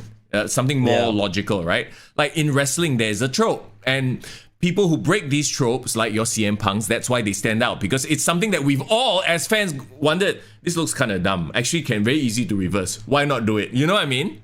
Yeah. And I think the thing about Edge is what I like about him ever since he came back, right, is that do you realize that he is so good with his facials now? Like, it's very obvious, and I know it comes back from his acting, but it's sometimes I realize that maybe wrestling doesn't need flashy moves. It just needs the face, bro. the facials. Sometimes, bro. I mean, we've talked about this 100,000 times before. You know, remember when we watched that Young Bucks match where they actually acted, and I was like, actually, that was a good match. Versus all the matches where they do 10,000 flips, 360s, 540s, flying jalapenos, and indie takers and bullshit, and it's like you still don't feel the connection. You know, it's all about acting and the story. And as good as this match was, I don't think it was the best match of the weekend. Let me put it that way. Okay. I look forward to what you're saying, but I wanted to bring your attention to something that Bobby Lashley said on Stone Cold's Broken Skull session, which is so relevant to what you're talking about. Remember, Bobby Lashley got say one thing about when he first started out, he was just so focused on getting the moves right. He didn't even think about anything else. He wanted to make sure like the sequence was correct. He did everything correct. Yeah. And that was the thing that a lot of people commented, was saying that you are too in yourself when you forget to like feel the match, like forget to stand up straight and look like a beast. Yeah. It's about body language and intensity, right? A headlock is not a rest hold. A headlock, when you freaking like... Actually, didn't he talk about this in his interview? Yeah. Like a simple headlock, if applied right, is a painful move. Tovakin said, I saw a YouTube video once that mentioned how Punk's Anaconda Vice actually doesn't hurt IRL. Well, technically all their holds are not supposed to hurt lah. You know, they just do, it's work, right? At the end of the day. Yeah. Very and quickly, Stone Cold made fun of John Cena's STFU. Oh, okay. Because it doesn't hurt. The way he hold it was he put it to the head. Oh, so but he doesn't like squeeze it against the forehead. Yeah lah. I mean, at the end of the day, it's you're selling. You know, the whole point is not to hurt your opponent, and that's why, going back to the whole facials thing, if you are freaking bad acting, being put in the STF, like of course you're not gonna sell it. Speaking of which, there's somebody I need to bring up. A son with terrible acting. We'll get there. Okay, we'll get there. Yeah. He won. Okay, he won with a sleeper crossface, which is something completely new. Yeah, I pretty sure. Oh, but you know why? I think ever since he came back and feuded with Roman, and he was doing the crossface with the chair to the mouth, he seems to have utilized it as his finisher as well. Sure, why not add a new tool to his arsenal, right? Yeah, got known Daniel Bryan also to do the crossface at NXT TakeOver. Exactly, just whack. Yeah, great freaking match. You know, you leave the crowd on this high with this buzz, right? Like, yeah, freaking right from the intro, the Brood stuff, the throwbacks, and the big hot finish, right? Like, the crowd is on fire. So what do? You moisten them and kill them dead. So this is what I wanted to tell you and talk to you about, Mr. Young. Yes. The most jealous segment in history. I've seen a lot of shitty things in WWE, but I've never cringed. Because I don't think, like, my tolerance for cringe, I think, quite high. Yeah. But this is the first time in my life I actually cringed because I was looking at the people in the audience. Yeah, they were like, what the fuck is what? They were sitting with their hands on their butt, like they weren't reacting at all. You know how I'm always like Miz and Morrison are freaking criminally underrated, right? Yeah. What happened here? They couldn't save the segment, bro. I'm sorry. They tried. Okay, I want to say that it was just a shit idea. They brought in a truck to moisten everybody because that's Morrison's thing. He moist, wanted, whatever bullshit, right? And then Xavier Woods stole the truck, but he only came out with one fucking... it's like, you know, you go to the water cooler, that bottle? He brought out one. Yes, correct. You stole the whole trunk, but you brought out one. Okay, fine. Yeah, so I don't understand what's the point of like getting the entire like lorry full of water, right? But then in the end, he just used it with one squirt because it doesn't make sense. And then he had like the what's it, squirt stick, the moist stick? What do they call it? Yeah, it's like the moist stick. Yeah, the drip stick. The drip stick 2000. And then it's like just shooting out a stream of water. I'm like, bro, my shower head got more fucking power than this shit, okay? And why was Woods dressed up as Reza Ramon? No, just a random cause. There was no explanation at all. Why wasn't there Big E? Why wasn't there Kofi Kingston? At least you bring all three out, got freaking energy, right? No, it was just Woods dressed as Razor Ramon. Ghostbusters with the stupid thing. No idea. And then Miz and Morrison, they're trying to act as if they are being beer bath. When it's just this, they're like, oh! Yeah, that's the point. Fuck, bro. First, there was no context to explain what's going on. Obviously, they're trying to.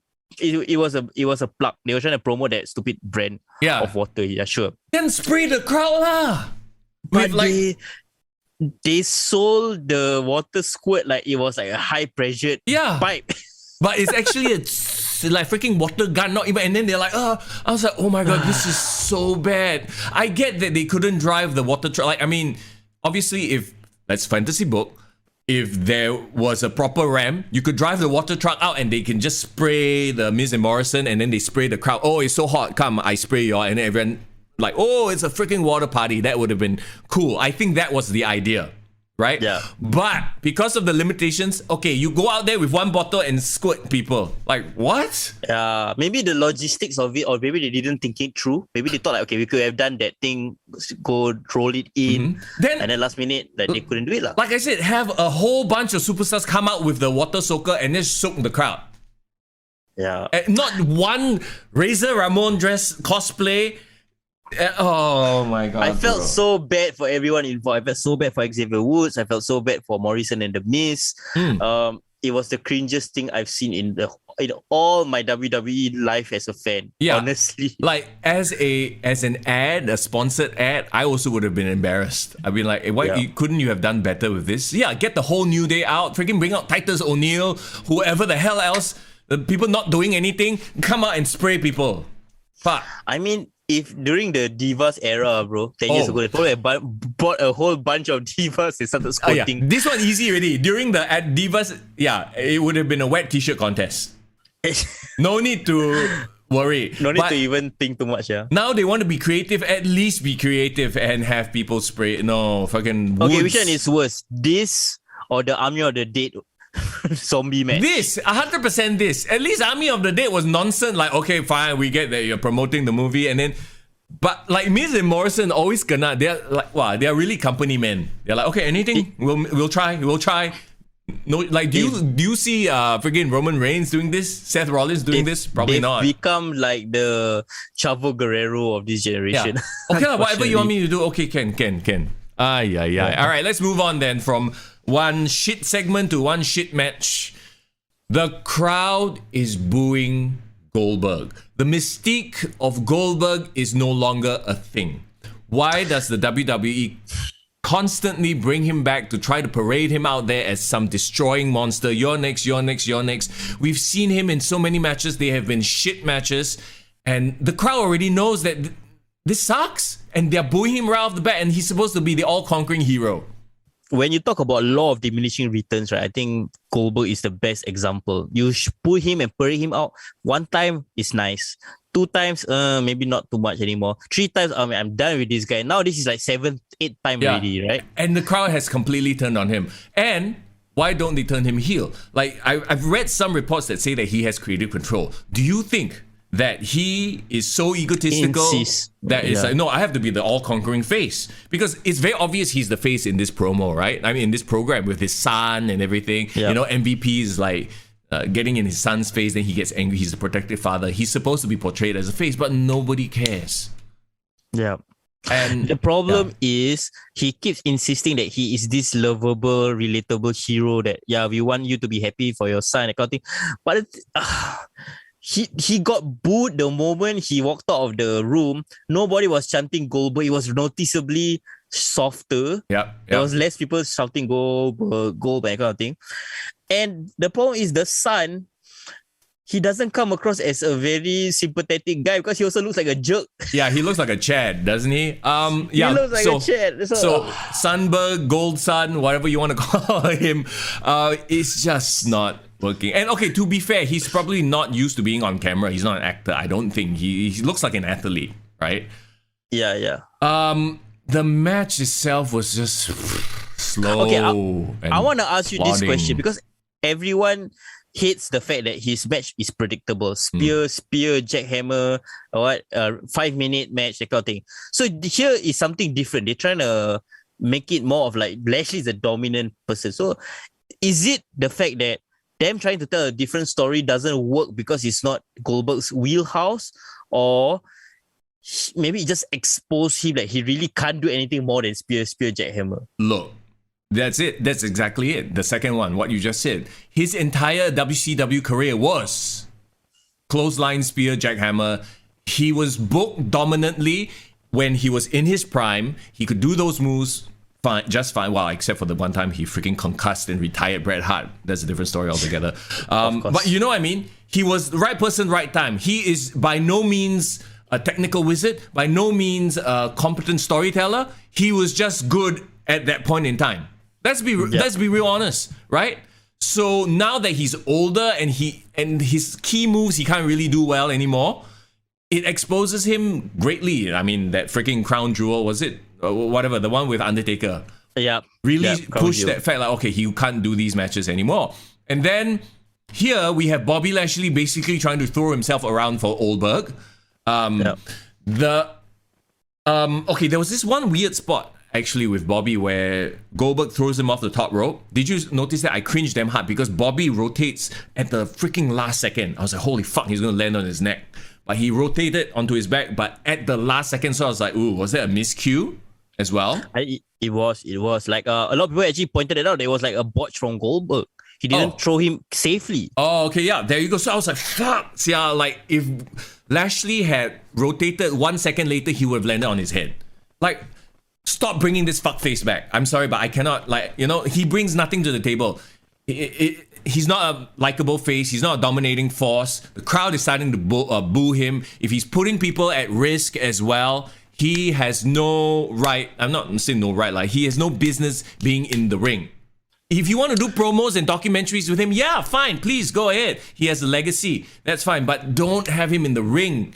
Endangering other people. Okay, and then talking about botches, this one not so bad because he just made himself look like an asshole.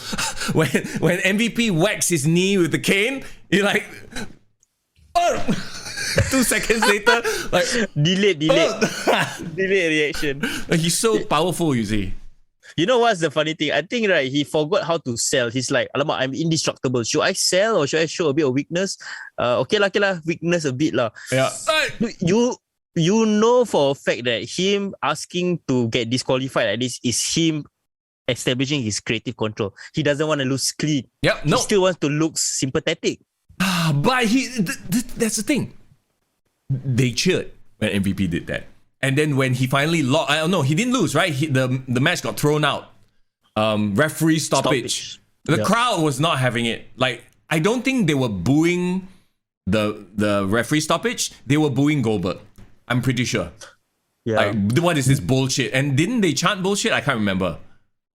Do you know why the crowd was cheering? I believe they was cheering because like Lashley. It's Lashley dominating Goldberg. Yeah. Goldberg is not the one squashing him, so it's not going to be a typical Goldberg match. And I think they appreciated that. Yeah. Yes, Lashley is still being presented, in a good way. But then that finish, the crowd realized, I think crowds. As much as you want to say, they cater to the casuals. Even a casual can see what is this nonsense, Like, this is a weak ass finish, and Goldberg just doesn't look strong anymore. And okay, then we get to the part which really pissed me off, because it's like Gage gets behind Lashley, tries to put him to sleep or whatever the fuck, right? Lashley flips out, throws him over, puts him in the hurt lock, and then MVP has to act. And kudos to MVP. I just felt bad that he has to go through with this bullshit. It's like, no, that's his son. Don't do that, right? And now you're gonna really anger Goldberg. I was like, oh my god, this means this shit is continuing. You know what's gonna happen, right? Goldberg versus Lashley at Crown Jewel. Woo! Okay lah, Crown Jewel is not canon. The Saudi shows aren't canon as far as I'm concerned. As long as Goldberg doesn't bring the WWE Championship back as the champion, I'm fine. Bro, now that you said that, Bro, I'm very worried. Because canon okay, or non-canon, bro. yeah. How do you write yourself out of this feud at this point? Like with him, he has to come out on top at the end of the day, right? It's Goldberg, and he's being presented as this sympathetic baby face. Oh, you beat up, you put the hurt lock on my son. And by the way, it was all Bobby, right? Bobby's like doing the swinging. You see his son's face is like. I'm like, wow, this goes back to the whole acting thing. It's not supposed to hurt because you're supposed to keep each other safe, but at the same time you're supposed to sell, make it look like it hurts. And he's just he's like riding a roller coaster, bro. It's like, ooh, bro, even riding roller coaster also you got emotions, right? Like oh my god, I cannot lah. Sandberg is problematic, bro. It's not Sandberg's fault. He's not an actor. He's not a worker. It's not in his wheelhouse to do this. It's Goldberg's fault for putting him in that position. Do you know what's weird? Like, if you put the same thing to Rey Mysterio and Dominic Mysterio, right? And then Dominic kena the hurt lock, right? I think I'll be more sympathetic for Dominic, even though Dominic is like 9 years older than this Sandberg. Yeah. Because he got baby face. Yeah, and that's the thing. It's like the facials, and maybe the... You know how Goldberg is considered unlikable to a lot of people? Yeah. That unlikableness rub off on Gage lah. So the whole family all unlikable. How? Yeah. No. You know what's going to happen, Crown Jewel? Actually, no. I got a better matchup than Goldberg versus Lashley. What?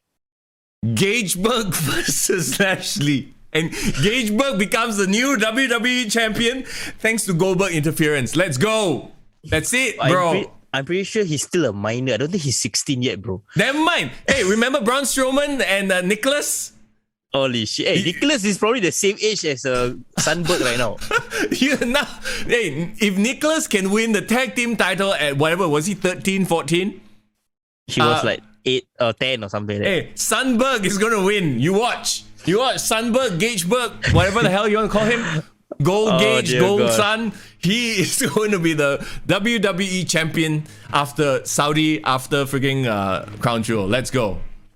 Okay, the positives of this match is I guess Lashley stayed strong, but everything else is a negative. No, yeah, 100%. This shit is carrying on. Actually, now I'm quite amused to see what happens next because it's going to be a shit show.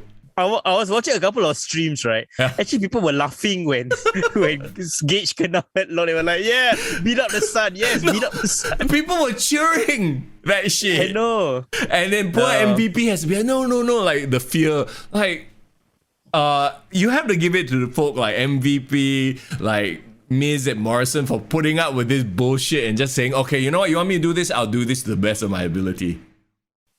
That's the problem. Why can't they just... I don't want to talk about this match anymore, bro. Tobakin says next we'll have Wifeberg win the women's championship.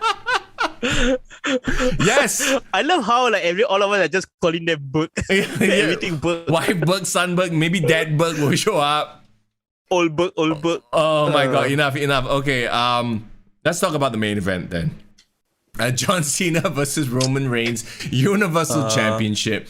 Did you like his new throwback design? Which I thought it was cute. It was a Super Mario reference, was it? It's a reference to Super Mario 3, and at the back of the shirt, there's 16-time world champion. It has all his titles in pixelated form, which was cool. It was also a dead giveaway that he was not going to win a 17th. By the way, if you think about it. Yes and no, because I thought like if he was going to come out with a new shirt, then for him to just come out with a new shirt and then go away, isn't it? Doesn't make sense also. No, it makes sense because they want to cash in. But it didn't make sense that it was a shirt that says 16-time champ. If it was like a giveaway to me, like, oh, he's obviously not going to win. Because then that shirt will be completely irrelevant immediately after. And they still want to sell John Cena shirts. Now, what's interesting was that design was used by CM Punk. Punk, yeah. I mean, I saw that. To be fair, too, this is Super Mario lah. That was the original design. But interesting, huh? I think that John Cena and CM Punk are on good terms. I think CM Punk would appreciate John Cena giving a nod to him as opposed to him being offended by it, Right. Pascal says balding Cena. Hey, give the man a break. He's already like in his 40s, isn't he? It's damn funny, late you know. Like 30s. he looks normal from the front, you know. Like he looks the same, but then from the back, he just gives it away. And he looks smaller, right? He's lost mass, which to me was very weird because you're always used to John Cena being jacked and yoked. Now he looks like he's leaned out a bit. Yeah, it's obvious on the biceps and the forearms, you know, like because he always remember he wears like the sleeve, what do you call it? Headband, but sleeve bands on his biceps. Yeah.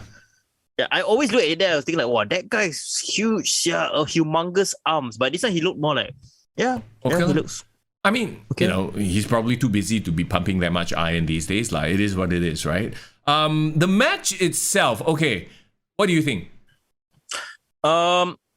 It felt okay. I don't know whether I'm right to say it from my description, but it felt like kind of like almost like an extended squash, except for like the last few moments. Yeah, it felt like it was really more of Roman Reigns toying with John Cena for most of the match. I think that's the whole point, right? He wanted to come back just to put over Roman Reigns, and once again, he is such a company man. You have to respect him that he's not going to come back and just lose, but there's the verbal jousting, there's the vibe and everything, and ultimately he did lose, but I think he really put over Roman Reigns hard.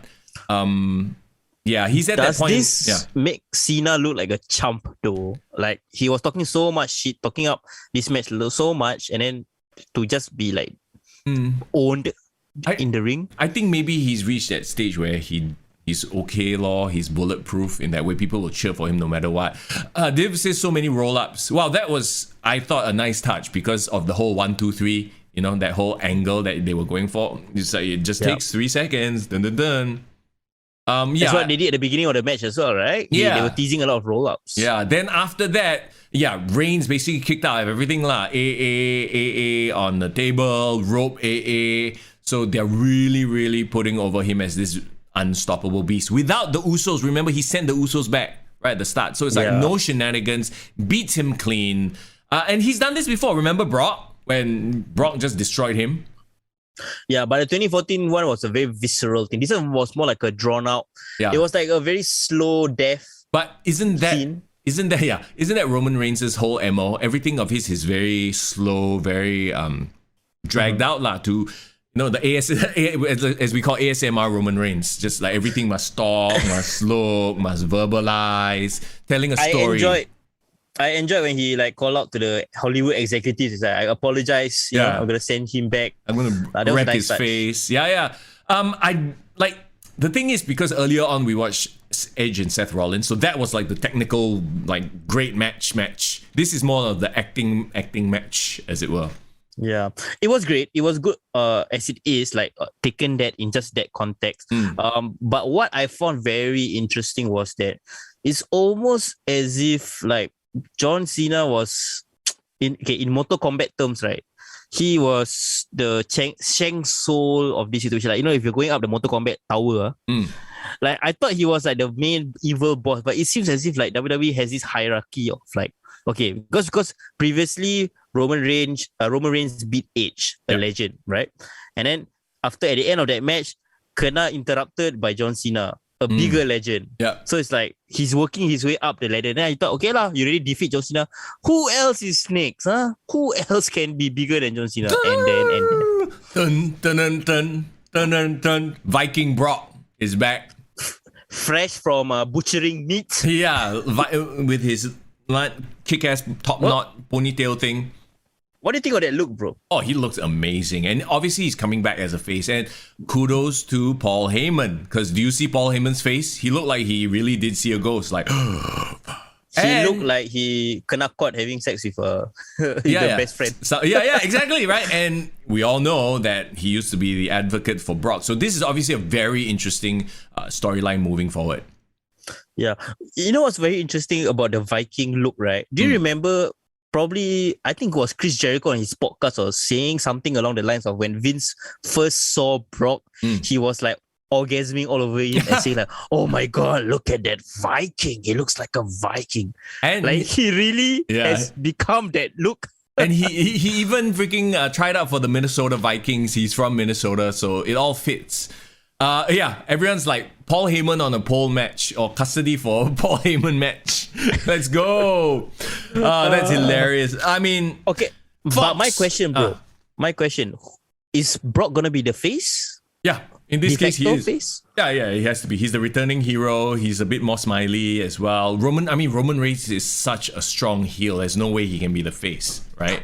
But did you see what happened outside of SummerSlam? Like after the camera stopped rolling to John Cena? He beat up. No, see, that stuff not canon. That is just to pop the audience. You know what I mean? Just to give show them, hey, I still can do the German suplex F5, all that kind of stuff. And Cena probably was like, yeah, sure, why not? He wanted to mess around with that.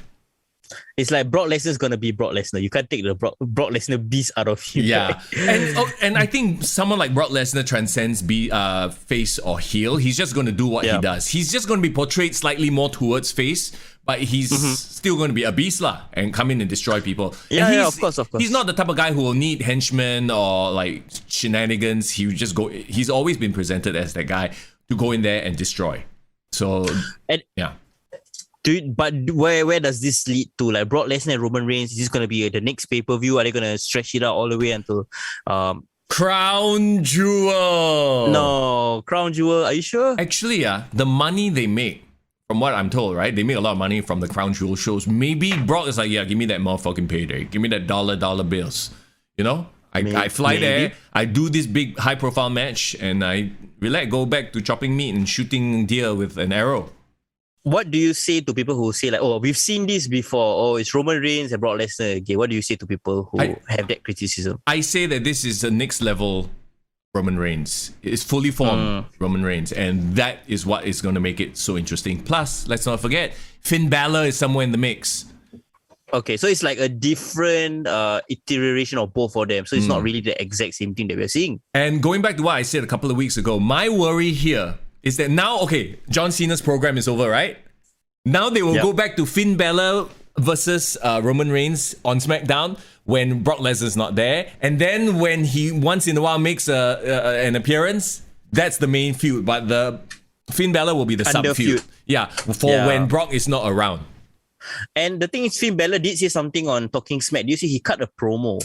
He's saying that he's not smiling anymore. Yeah, he is going to be a vulture waiting to see who wins against Cena and Roman. And I want to keep Finn at that main event level because I think he deserves to be there. Yeah, in terms of where this goes, I think maybe we can go all the way to Survivor Series with this. You know? That would be a huge event, right?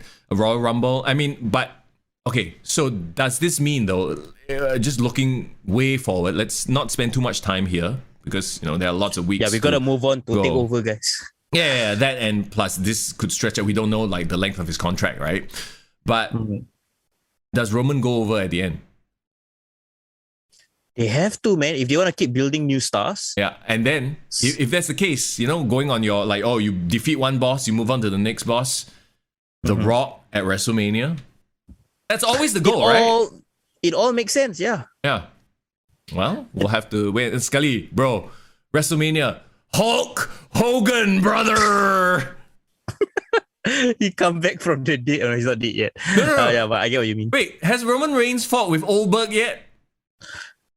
Oh no, he never. Remember, because the match got cancelled. Goldberg versus Roman Reigns. You're telling me Goldberg is the biggest legend that they have? Oh, come on. Hopefully. Or Roman Reigns is the one to take Goldberg out to pasture lah. There have been a lot of people who have taken him out, beat him already. So, like, I don't know. You know, WWE 3 years down the road, they're like, what if we brought back Goldberg? Oh, just don't bring him back for in-ring stuff ever. You know what again. I think WWE is actually putting Goldberg in the Undertaker role, as weird as it sounds. He's like the bona fide legend that can draw in their eyes lah. In their eyes, yeah. Roman wrestles himself. Yeah, he gets so powerful. He's like he by himself in the ring and he starts talking to himself and throws himself down. Oh dear gosh. Chokes himself. Okay, let's move on then. Okay, before we do, best match, I think is an easy one. Seth Rollins, Edge. Yep, agree 100%. Chat, please feel free to jump in. Best match of SummerSlam by far. Let's move on to this morning. And I was a lot more hyped for this morning, actually, especially coming off of SummerSlam, right? NXT TakeOver 36. Yeah, I mean, I gotta preface this by saying that I bought most of it because I wasn't able to look at it. Work day, guys. But one thing I saw from the social media reactions is it did feel like everyone was keep talking about it. It's like gonna be an end of an era. It's like the end of an era. So do you get the vibes watching it live? First of all, they did it at the CWC, right? The Performance Center, essentially. And no special decorations, no sets. It looked like an episode of NXT, which says to me okay, this is how it's gonna be, right? It no longer is TakeOver at like a big arena, anything like that. I don't know if this is one of many that they'll do like this, but I have a feeling that's how it's gonna be from now on. Okay, so they're scaling it down. Scaling it way down. I was reading about how, their contract with Full Sail has ended as well. So all their broadcasting, all their stuff will be at the Performance Center. This is literally the Performance Center show, right? And the set is going to be revamped to make it brighter, remove the plexiglass. Because right now the criticism is that it's too dark. They want to make it brighter, make it look more happening. But WWE and NXT have different vibes. Like NXT being dark and gritty is what makes it cool, bro. Like an underground vibe. We've talked about this before and we agree, but that's where NXT went wayward. Remember, at the end of the day, to them, NXT is supposed to be their developmental and not a totally different brand. So, and I feel like this makes sense. I'm not saying I like it. I'm saying this makes sense in where they are going. NXT is supposed to be the developmental for main roster, correct? So everything about NXT, I'm sure is going to go away. It's going to be very main roster looking, as in the bright colors and the larger than life stuff, but in a scaled down way. Yeah, and like I mentioned at the start of the podcast, you guys should all take the time to check out the interview that Ariel Helwani, the MMA journalist, did with Nick Khan, because this is one of the first few public interviews that he's done. And he essentially, the quote that a lot of people are taking and putting it out there is that Nick Khan essentially say that they are no longer going to be signing indie stars. They're trying to create a system where it's easy for anyone who wants to try wrestling to go into, but not everyone can be chosen. So they want to make it like NFL. Like when you want to go to NFL, anyone can train, be put in the system and get the opportunity, but whether they get chosen is entirely up to them. So they want to create their own homegrown stars. Basically. Which, like we said, is an end of an era for NXT, because NXT used to be that gritty place where the indie guys can show up and, in a way, to teach the young stars. But then now you're having these young stars going into main roster with an indie mindset, and they have to unlearn that. Keith Lee, Dijakovic, that kind of stuff. So I guess in their corporate structure, it makes sense. Once again, I'm not a fan of it, but it makes sense, right? So here we go then. We start off the night with Cameron Grimes to the moon versus LA Knight for the $1 Million Championship. It was a fun back and forth kind of match, just a little bit of shenanigans, easy for me to say, shenanigans with Ted DiBiase at the end. I thought this was a really good way to start the night off. What was the vibe with regards to the atmosphere when they kicked off the match? It was fun. It just seemed like, and this is my big issue with it, it seemed like an episode of NXT. NXT fans are always going to cheer. They are going to be rowdy and loud, right? Yeah. Because they are diehard fans. So it because it wasn't in an arena, you can't get that huge mega pop or anything like that. It just felt like an episode, just a longer episode of NXT. Cameron Grimes won, as he should have. I think that whole program, ran its course. He wins the $1 Million Championship. LA Knight, surprisingly, was good. He put on a good show in there. I feel like he is that kind of guy that needs to be in there with somebody who's over. He won't be the over guy. He'll be working with the over guy. Yeah. So I don't know where this leaves LA Knight. This definitely leaves Cameron Grimes at a higher position than he was before. But like we talked about before, even without the $1 Million Championship, he would have succeeded. Yeah, and the problem is LA Knight seems to be defined by that $1 Million Championship, because I don't think there's much more to his character. LA Knight is a dime a dozen. You get him everywhere in NXT, but then no one is like Cameron Grimes. That's the thing. And even down to the look, right? These jacked up bodybuilder types, they are everywhere. But you get one like hairy southern guy wearing jackets with no shirt. Like he immediately stands out, and he's an interesting character. So yeah, definitely to the moon for Cameron Grimes. I'm just a little bit like, okay, I don't know where LA Knight is gonna go. Yeah, I'm not a fan of LA Knight, to be honest. Neither am I. It is what it is. Yeah. Like I said though, this match was probably better and had more stakes than most of the matches on SummerSlam. Of course, it's NXT, so you can still trust NXT's booking at least. Next up, we have Dakota Kai versus Raquel Gonzalez, the NXT Women's Championship match. You know, I have been a bit like, when it comes to Dakota and Raquel, right, in terms of their in-ring work and whatever. But this match actually won me over. Really? Won you over with Dakota Kai? Yeah, both of them, actually. I think Dakota Kai just lacks the personality or the big personality to pull off whatever she's trying to pull off, right? So this match was essentially power versus skill and quickness, and it was surprisingly very competitive. It wasn't a one-sided squash, which everyone thought, okay, Raquel is going to go in there and just smash Dakota Kai, right? So Dakota Kai kind of like used her experience, the fact that she knew Raquel Gonzalez like against her in a way. Yeah. And okay, not so much playing up the they were friends. It's just playing up the fact that she's a faster wrestler, so she uses a lot of like tricky moves. Like if you watch the match, you'll know what I'm saying. They told a very good story. This is one of those matches where even if you didn't know the backstory, and to be honest, their backstory is not that strong anyway. Right? Okay, not that flimsy. Yeah. It's just friends turning on each other. That's it. This is not Shawn Michaels Diesel. As much as everyone can see the connections, that feud was on a different level. This one was just, all right, it was a cool setup and everything. Cool finish. The Chingano or Chingana bomb, whatever the hell she calls it, off the second rope, and Gonzalez wins. To be expected. The big return at the end of the match, though, was the surprise, I guess. And the crowd was buying it. So Kaylee Ray from NXT UK shows up. And Kaylee Ray, did she just come off a program on NXT UK or anything? I don't know. I don't really follow NXT UK. But, you know, there was that stare down from the ramp, and that's it. We cut there. Yeah. Okay. Yeah, because I'm pretty sure Kaylee Ray was a former NXT UK champion. And for a very long time. Yeah, so I think what's good about NXT in its current setup is that, if you're going to make like territories out of NXT UK, NXT Asia, whatever it is, and then they get the talent, draft them over to the main NXT show, I still think that works as a concept. So they still have that cool element of, you know, being able to pull talent back and forth, that kind of thing lah. As opposed to, you know, just being an indie company. Let's move on to the best match of the entire weekend. And maybe it's just the old school guy in me, but Ilya Dragunov versus Volta for the NXT UK Championship.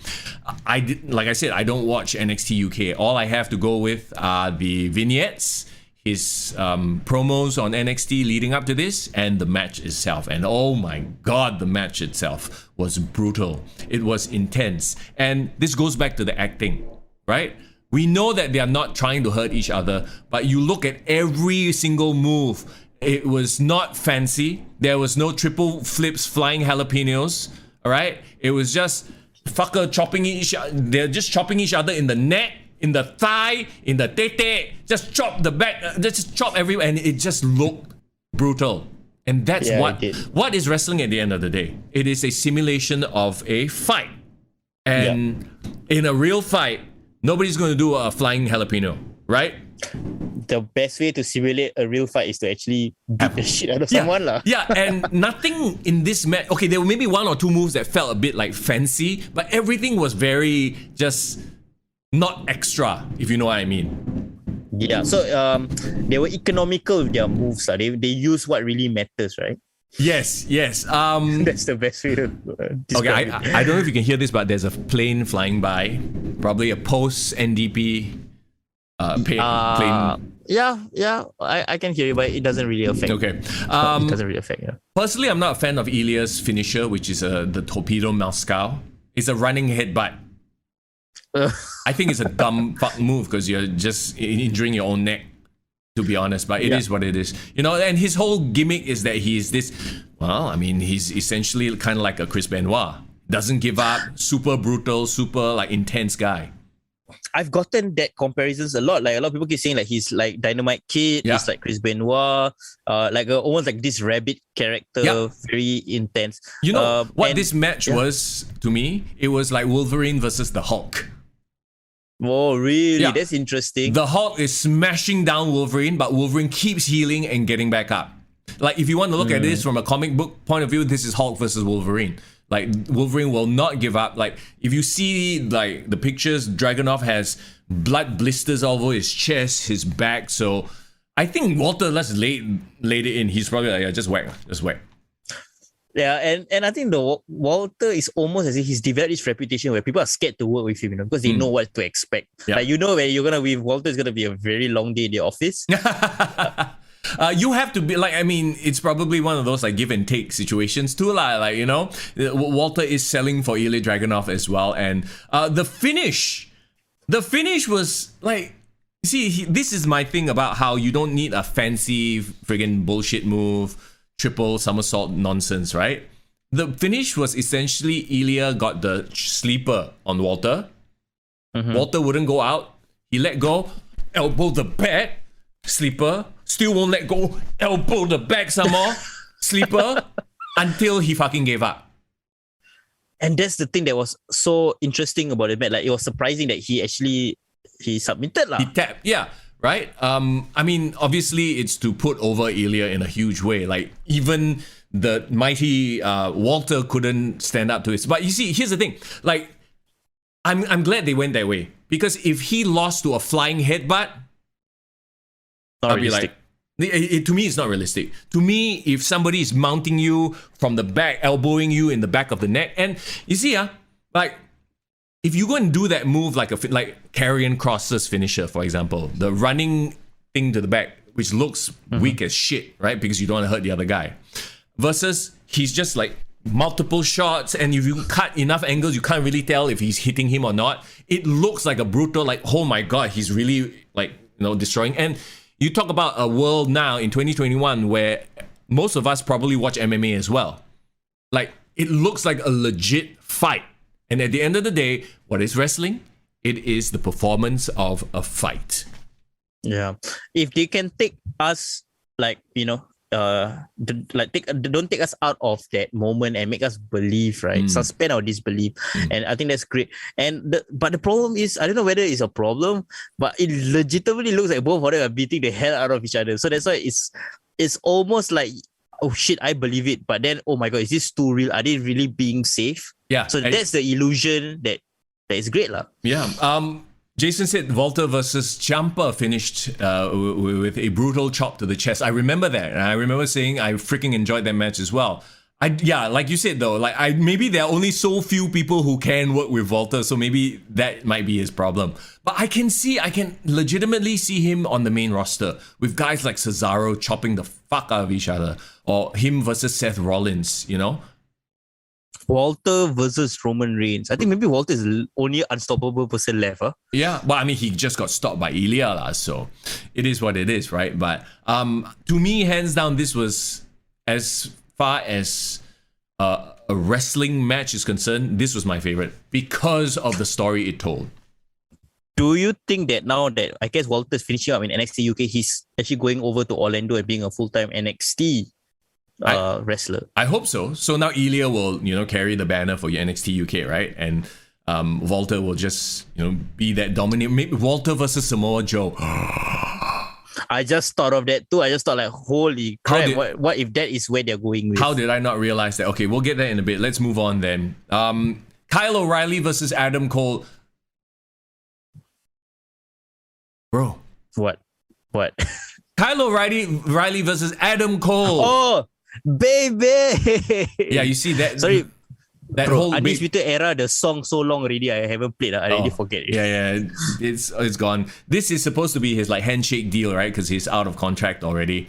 Unfortunately, I think that because Ilya versus Walter was such a brutal, high intensity match, this match felt a bit of a letdown. Somewhat it was a 2 out of 3 falls, and there was a cage and everything. So, okay, quick pace early. Kyle O'Reilly actually scored a very quick pinfall win. stacking him after he countered the Panama Sunrise. So they are going along the story of, a traditional match is my strength. I would beat you in a traditional match. And then, of course, Adam Cole has to come back and beat him in a street fight. Now, what is really irritating to me is there was no street in the fight, okay? It was just a fight. Yeah, I hate it when they call it a street fight, but you have to pin in the ring. What the fuck is that? No. If you are gonna do that, just call it a hardcore match or call it an unsanctioned match or a no holds barred match, right? A street fight implies that you will be fighting to the back. Yeah. So that's the thing. I was expecting it to be that kind of very brutal fight around the arena, go out at the backstage kind of segment. But yeah, they kept it in the ring.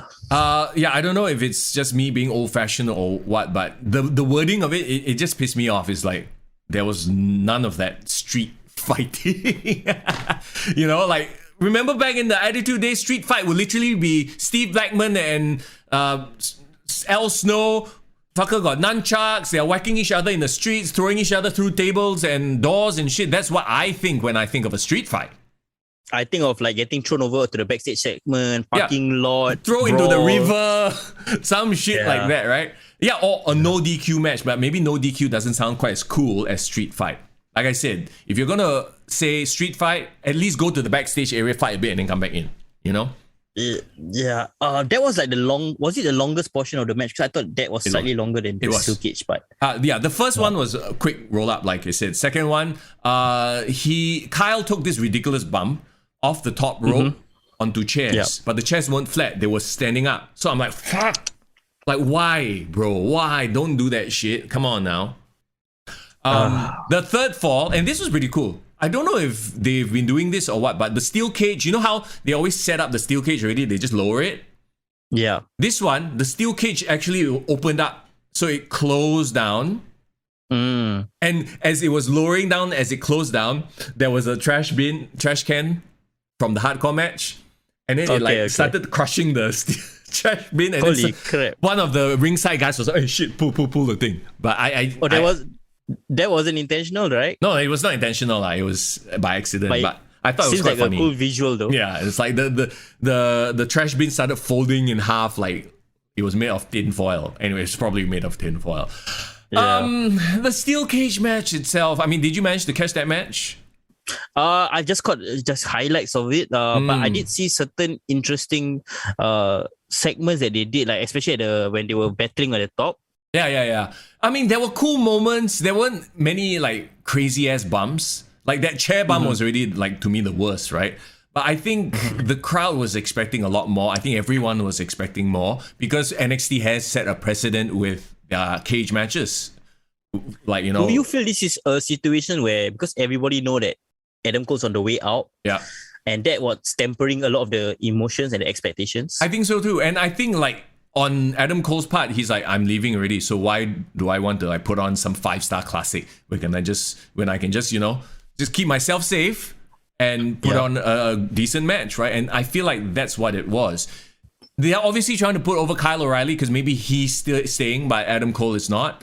The finish was Kyle gets handcuffed to the cage. And I don't know who uses handcuffs where the chain is like CBA long, but whatever, okay, right? Like, that makes no sense. The chain was so long you could do fucking jump rope with those handcuffs, okay? That's how long it was. Anyway, he gets cuffed to the side of the cage. Adam Cole comes in to kick him in the face. He grabs the leg, slaps on the heel hook, gets the tap. With one arm, by the way, and the crowd was chanting bullshit. I think so too. I saw that ending, and I have a feeling why the crowd chanted bullshit. It wasn't that definitive of an end. Okay. Especially the escalation, because they've escalated. They have how many matches really, right? Yeah. And the reason why I'm saying this, I'm comparing it with how Gargano and Ciampa ended.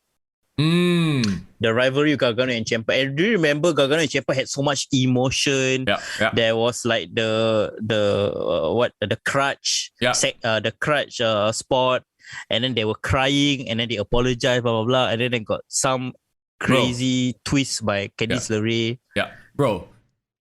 At the end of the day, you're talking about Johnny Gargano and Tommaso Ciampa. In this case, you have Adam Cole, who is on their level, and Kyle O'Reilly. And we've talked about this before. In terms of character work, Kyle O'Reilly is not there. That's why that was the missing piece. That's why this feud felt a little bit off, because the other side of the feud was not compelling. Yeah. Kyle O'Reilly could match up in terms of an in-ring point of view. Yeah. But in terms of the storytelling, no. No, not there. Yeah, he's not there. And that's why this whole thing felt weird. And yeah, I'm sure the crowd was expecting like a big, like, the whole cage collapse or some NXT bullshit lah, like over the top stuff. Yeah. And to have it end on a heel hook while the dude is, no, actually, sorry, I did this, right? But actually he only did this one-handed heel hook with the other hand locked to the cage. Was a bit of a what? I got a question for you. How often did they chant NXT, NXT? NXT. Not a lot. Not a lot, actually. If this was gonna be like the so-called finale of NXT of this era, it kind of ended on a dud. Well, to be fair, they had NXT UK. They had Ilya versus Walter. So like I said, that one was the peak. The show was like a mountain, right? It went up, peaked at Ilya versus Walter, and then just came down. It's like very obvious pattern. And that leads us to our main event of the evening. And yes, I will say that as much as I love the fact that Samoa Joe is back, this match was all right. It wasn't anything fantastic. Karrion Kross is still boring as fuck. Now he comes out with no Scarlett, making him even less compelling. Really, where is Scarlett? I don't know. Is she injured? I don't know how she injured herself. Just doing her, her thing. Maybe she threw her back out, whatever. Is she training? Maybe did she get injured in training? I don't know whether WWE made like a conscious effort to separate both of them so that she can train for the ring. That could be another possible situation. Guess what? It makes Karrion Kross look like the most bland mofo ever. Just another bald guy. She is essentially Mark Mero at this point. So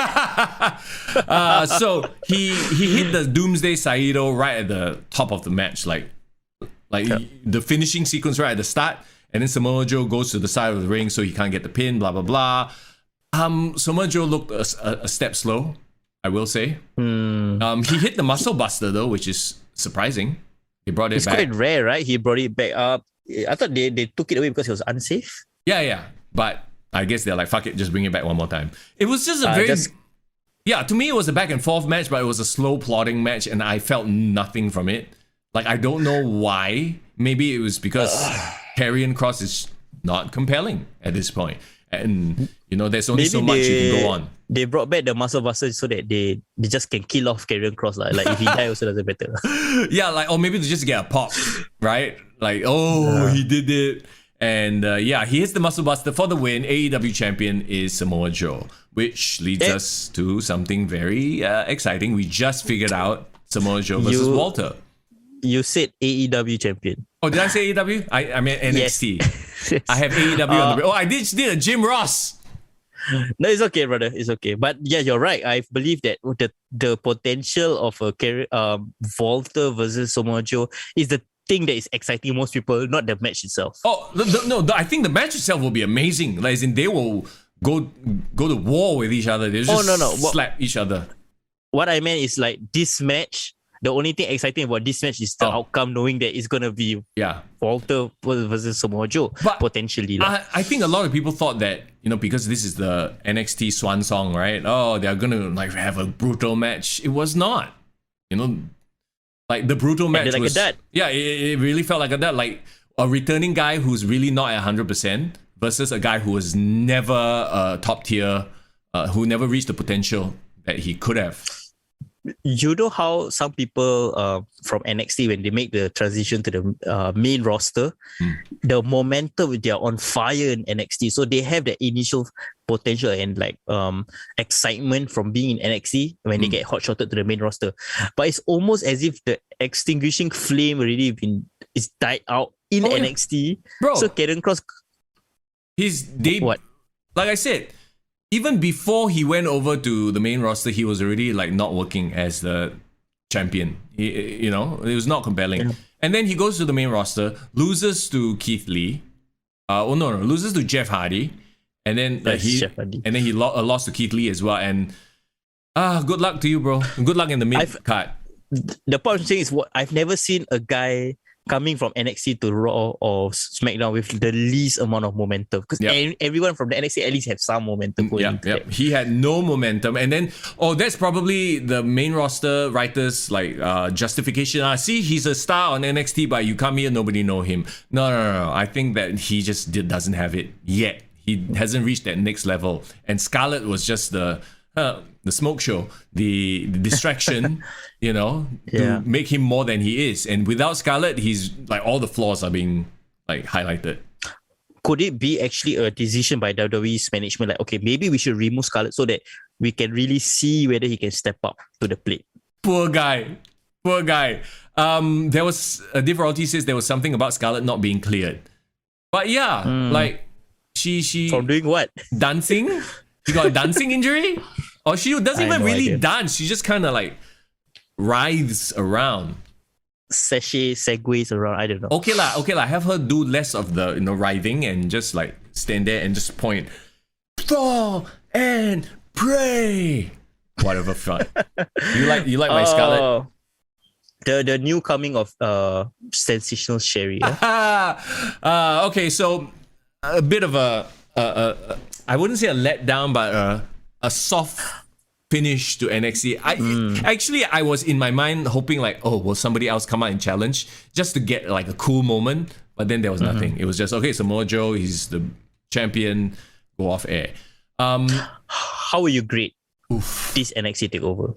And people in the chat, please tell us like what is your rating as well? Yeah, I would give it a solid 7.5, maybe even an 8. Just for match quality alone. Like, each match told a good story versus SummerSlam, there was a bunch of crap and filler and bullshit, Yeah. Takeovers, like, we always put takeovers to a high standard, right? Based on what we've seen. Yeah. But I think with all the uncertainty surrounding this takeover, what it means with NXT going forward, I think that really affected the vibe of the show. Because I really felt like when I was watching this show, right, it really felt like watching with WCW in 2001. Like, that things are ending. That there's this a bit of pessimism that permeated. It didn't come from me, like, I know the fans are watching, they know what's going on, but like seeing the show, the people, how they were reacting, especially the audience there, it's like they also know and they were not being excited about it. And also it's a takeover, but they're doing it in the CWC, so there's no special event feel at all.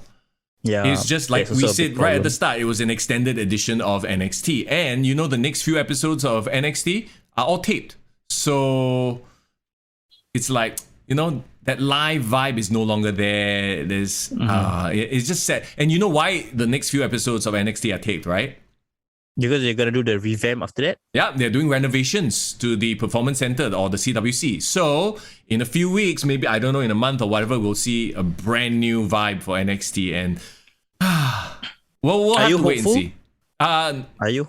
Not really. I'm actually very scared that USA is going to be like, all right, fuck this shit. We're pulling this off TV. And USA have to be super pissed off right now. USA gets Goldberg. Fox gets Cena, Brock Lesnar, Becky Lynch. Like, Fox is getting all the stars on SmackDown. USA is getting Oldberg and Gageberg. Okay lah, got Team RK, bro. Yeah, right. But I understand it's a bit pessimistic on their side. Okay. But if they were to take out NXT, I honestly think it's not that bad of a decision, because NXT did perform well when it was on the WWE network. Yeah, and if they have an internet show, they can try things that may not work on TV, right? So Div Royalty brought up an interesting point. What was up with Legado del Fantasma cutting a promo during TakeOver? They could have had their match. Exactly. You know why? Because they're going to have their match on NXT TV. At least, this is what gives me hope. The fact that you have your Legado del Fantasmas, you have your, what's his face? Hit Row? Hit Row. The young kids who are the champs, MSK, who had a really, really good match last week on NXT. So all your young talent, they are there. They are the next batch. And it looks good, like Cameron Grimes, Dexter Lumis as well. Yeah. But Sure, okay, here's the thing. Like, they have the great supporting cast, but who's gonna be the main guy? Samoa Joe. After Samoa, Yeah. I mean, I guess Samoa Joe is the old veteran guy, but who's gonna be the main face? Like the one holding it down, the one who's gonna lead them into the next generation of NXT talents. Well, they have to be built up, lah. I don't think it's going to be Gargano or Ciampa because they are the veterans at this point, right? So your Austin Theories, they need to be groomed. They need to get there, right? What Indy Hartwell, Kushida. I know, bro. Kushida main event for life. I know who. Frankie Monet. Who? Sean Tan, bro. Sean Tan. Sean Tan. He is the hope. He is our diamond that's being built right now. You know, the coal that gets compressed into a diamond. Not diamond mine, not diamond mine. Actual diamond mine. Fuck off. He is my country. He is our flag. My friend. He is the future of NXT. Can. We'll come up with more angles for Sean Tan. I mean, if nothing else, we still have that to follow on NXT, right? Yeah. I mean, it'll be a while. You know, he's still training, obviously, right? But here's hoping that, you know, we won't see the indie stuff anymore, which could be a good thing because, hey, guess what? You just tune in to AEW for that. And that's maybe in a way, they were like, okay lah, there's NXT.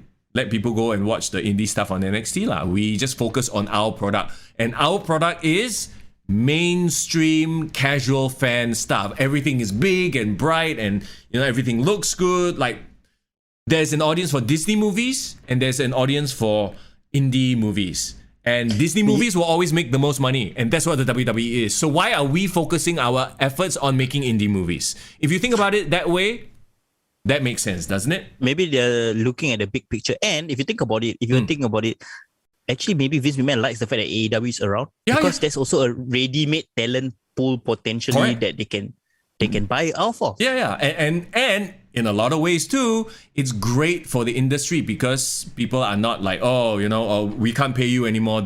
They can't make a living. No, there's this other big company. Who's to say 10 years from now, MJF goes to WWE and it's a ready-made style MJF? Oh, yeah, and that would be the huge, when the first AEW star jumps ship, that will be exciting for WWE fans. Yeah, because if you think about it, a lot of WWE main eventers back in the day all got their start in WCW also. Mm-hmm. So Mick Foley, Undertaker, Stone Cold. Bro, in 30 years' time, we'll be doing the podcast, the Monday Night Wars or the whatever other wars or the death of AEW or, knock on wood, the death of WWE. Oh, bro.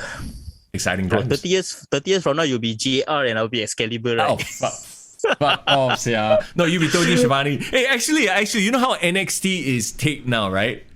Too bad AEW, Dynamite, and NXT are not on the same card. Then, if they were, Tony Schiavone can give away the results like he used to do in WCW. Don't turn on to the other channel. Who cares? Yeah, the Mankind wins their title. Big deal. Austin Theory is going to win the NXT title. Oh, that will put butts in seats. Can you imagine if they did that? That would be hilarious. Oh dear God, that's funny. Because they love their throwbacks also, right? So they'll put butts in seats. Essentially, this is WCW and WWE reincarnated for the current era.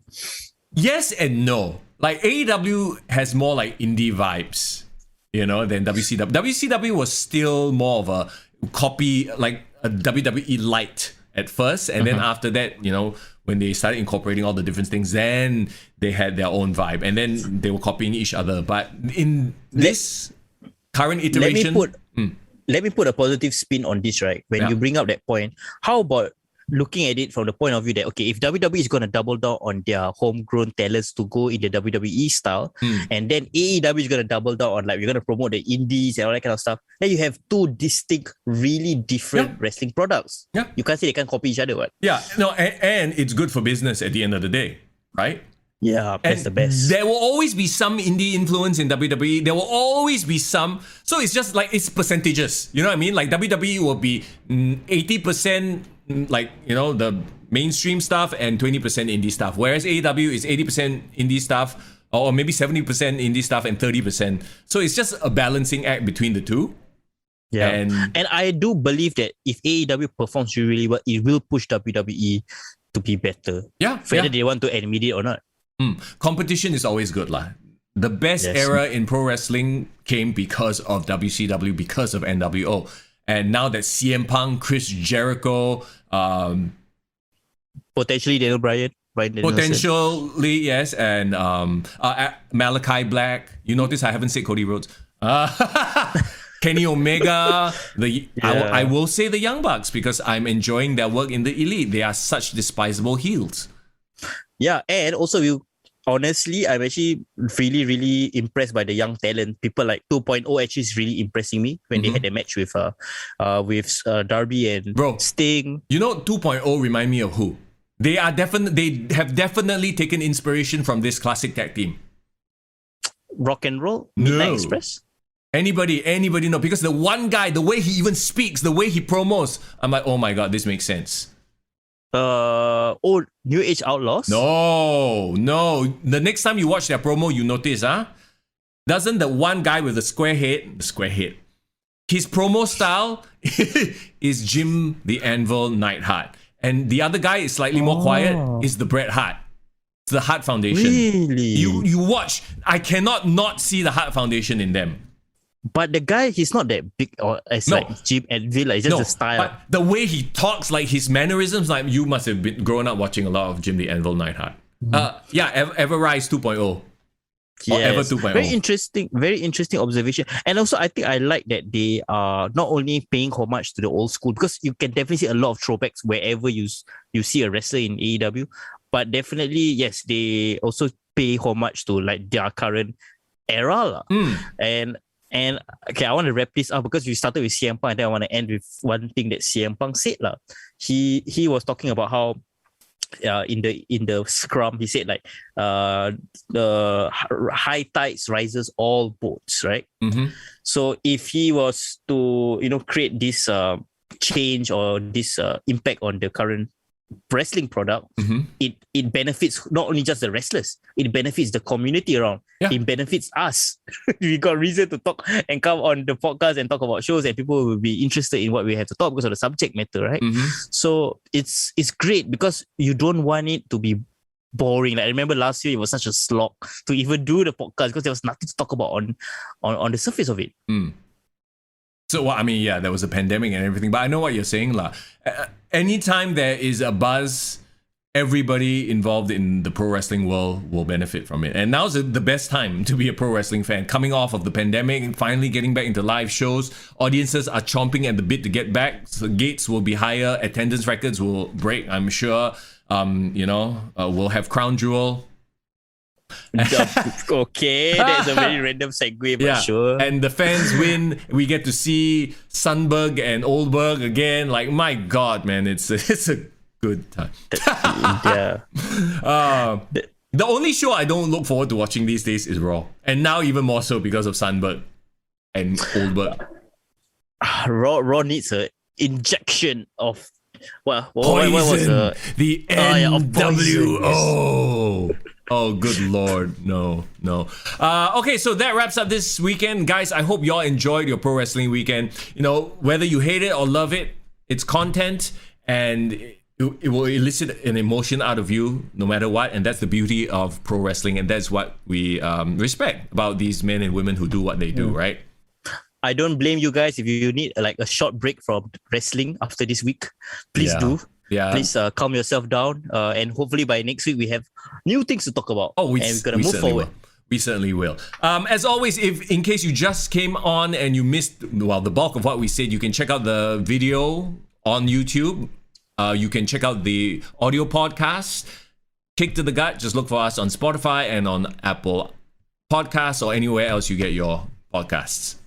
Yeah, man. Guys, please, guys, like and subscribe. Thank you, guys, for getting us to 500 followers on Instagram already, which we were aiming for at that point in time. Please get us to 100 subscribers here on YouTube. Slow and steady. Absolutely. Right? Anytime you want, slide into our DMs. We're happy to talk wrestling with you guys. And we'll see you again next week. Next Monday, we'll be back for more Kick to the Gut action. More CM Punk. Well, I don't know about that. I'm sure he'll make headlines. We shall see though. As always, it's Mr. Young. And it's Ford in the building. CM Punk. Hey, relax. You want ice cream and I get you free ice cream. No.